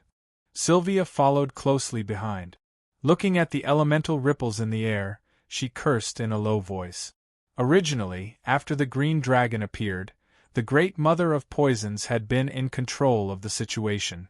As an old dragon who had lived for more than 400 years, the occasional unexpected situation did not trouble Sylvia at all. She had always held a condescending attitude, looking down at the black dragon and its pitiful and weak kin. But now they had actually escaped. Right under her nose. Tracking spell. The huge green dragon's emerald body flowed with brilliance. Sylvia raised her claw and placed her right forelimb where the black dragon had been standing before. She closed her eyes and used her magic to search, tracing the target's current location. Damn it! Very quickly, Sylvia opened her emerald green eyes again. Anger flashed through her eyes as she cursed again. This puppy really deserves to go to hell. Even when it's about to die, it's still thinking about wiping away the traces of the others before it dies. He's actually willing to waste time for such a small trick. The green dragon gritted her long, sharp teeth. If he didn't do that, he would have a chance to escape with the black dragon. I'm afraid he had to do that. At this time, Roy also walked over and stared at the dust on the ground. This spellcaster became very powerful at the last moment, and actually had the power to resist you. I guess that's an ability that has to be paid a certain price to obtain? Elemental ignition, irreversible magic. The price is permanent loss of spellcasting ability and even life. Sylvia replied with a gloomy face. She was a little embarrassed. As the ruler of the Green Capital, she had actually lost to an orc. Although the orc had permanently lost his life, the green dragon still could not accept this result. That's right. Roy nodded and took a few more steps forward. The old man is very smart. He must know that if he doesn't leave behind these traces, you will soon find them again. Don't tell me the black dragon can teleport again after he loses his power? Humph. The mother of poison turned her head to look at Roy, her nose twitching as she let out a snort unique to dragons. Brat, he did the right thing, but that's just creating trouble for us. I can't track down the black dragon's exact location right now. Sylvia felt a little uneasy. Logically speaking, the master of Green Capital, who was powerful and had strong wings, would not care about a weakling who had fled with his tail between his legs. But this time, she had a bad premonition. The mother of poison had made many enemies over the years, and one of her enemies, Nezatoria, was directly related to that orc just now. However, the mother of poison did not care much about Nezatoria. She was just a reckless and cruel idiot. In comparison, Sylvia was more afraid of this black dragon who had just escaped from under her nose and was incapable of magic. This guy was definitely a disaster. Be it its dragon-like body that was unbelievably fast and strong, or the elemental resistance it displayed, or the breath of fire and ice that would never appear on a black dragon, all of these proved that this black dragon was undoubtedly a freak. It was no exaggeration to say that it was a completely different species from the other black dragons. Compared to its mother, this strange dragon's threat level was several times higher. How many years had it been? This guy had already grown to its mother's level, and its body was definitely stronger than Nezatoria's. What would happen in a few more years? Fortunately, it did not know magic. Sylvia comforted herself, and the uneasiness in her heart lessened. Untraceable? You must be joking. Roy smiled and waited until Sylvia's gaze was attracted to him before continuing. There must be a distance limit for a teleportation spell like this, right? Even if it's you, I'm afraid you can't directly teleport something thousands of miles away here. There is indeed a limit. Sylvia was attracted by his words and nodded with rapt attention. Even I can only teleport within a range of 100 miles at most. Is that so? Then let's assume that the old thing had the same ability as you before he died. Roy squatted down and picked up a short spear from the ground. He brushed the dust in front of him and marked a point on the ground. This is our current position. Then, with this point as the center, he drew a rough circle. This is a distance of 100 miles. The black dragon must be within this range. Next, you only need to send your green capital army to search this area without any blind spots. This should not be too difficult for you to do. Roy stood up again and threw away the short spear. He patted his hands up and down and wiped the dirt off his palms. Of course, this is only the current distance. As time passes, the range will become larger and larger. If the black dragon is smart enough, it is likely that it has already begun to escape. So you have to find it and kill it as soon as possible. The Brendel family has suffered heavy losses and is now unable to support itself. Please forgive my incompetence for not being able to provide help to our allies. Roy placed his hand on his chest and bowed to the green dragon apologetically. There was no element of falsehood in this sentence. After this battle, his elite soldiers were almost completely exhausted, and he really did not have the strength to participate in the search for the black dragon. I will leave this matter to you. I must rush back to Khaki and receive my punishment from the Count. Roy called over his remaining 100 soldiers and mounted his horse. Farewell, my lady. I wish you success in your hunt. Oh, right. Roy rode a few steps before suddenly turning back. We cannot let the outside world know of the relationship between the mother of Poison and the Brendel family. So leave these gossipy adventurers and mercenaries to the Green Capital Army. It seems like your family members are also a little impatient. As for the crime, I will place it on the black dragon's head for you. After handing over all the tasks, the young noble squeezed his horse's belly and galloped back to Khaki, the border of the lying dukedom in the north. Seeing Roy's back gradually disappear from her sight, the mother of Poison, Sylvia, finally shifted her gaze.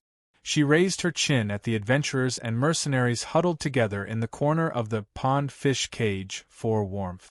The ogres and wyverns immediately roared and pounced forward. Escape. Those that can't kill me will only make me stronger. My anger grows in hatred and burns in pain. Reward, body modification, full automatic control module.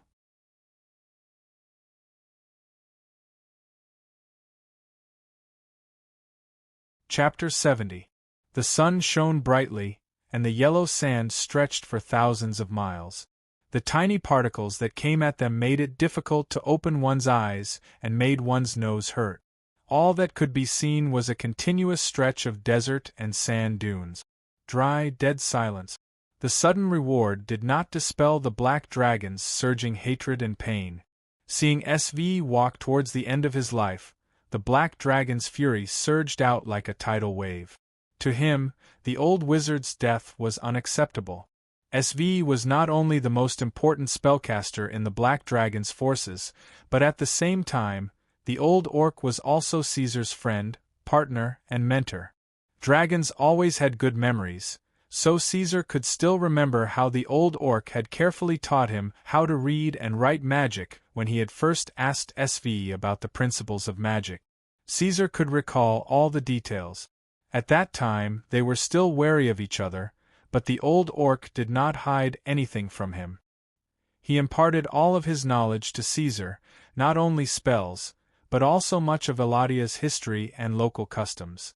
Although Caesar did not manage to learn magic in the end, he was still very respectful towards SV and was full of kindness. The old orc's hoarse voice, which Caesar had originally thought to be harsh and unpleasant, was now full of warmth. The black dragon only knew how to address the old wizard as Sir. Even his mother, Nestoria, had never received such treatment.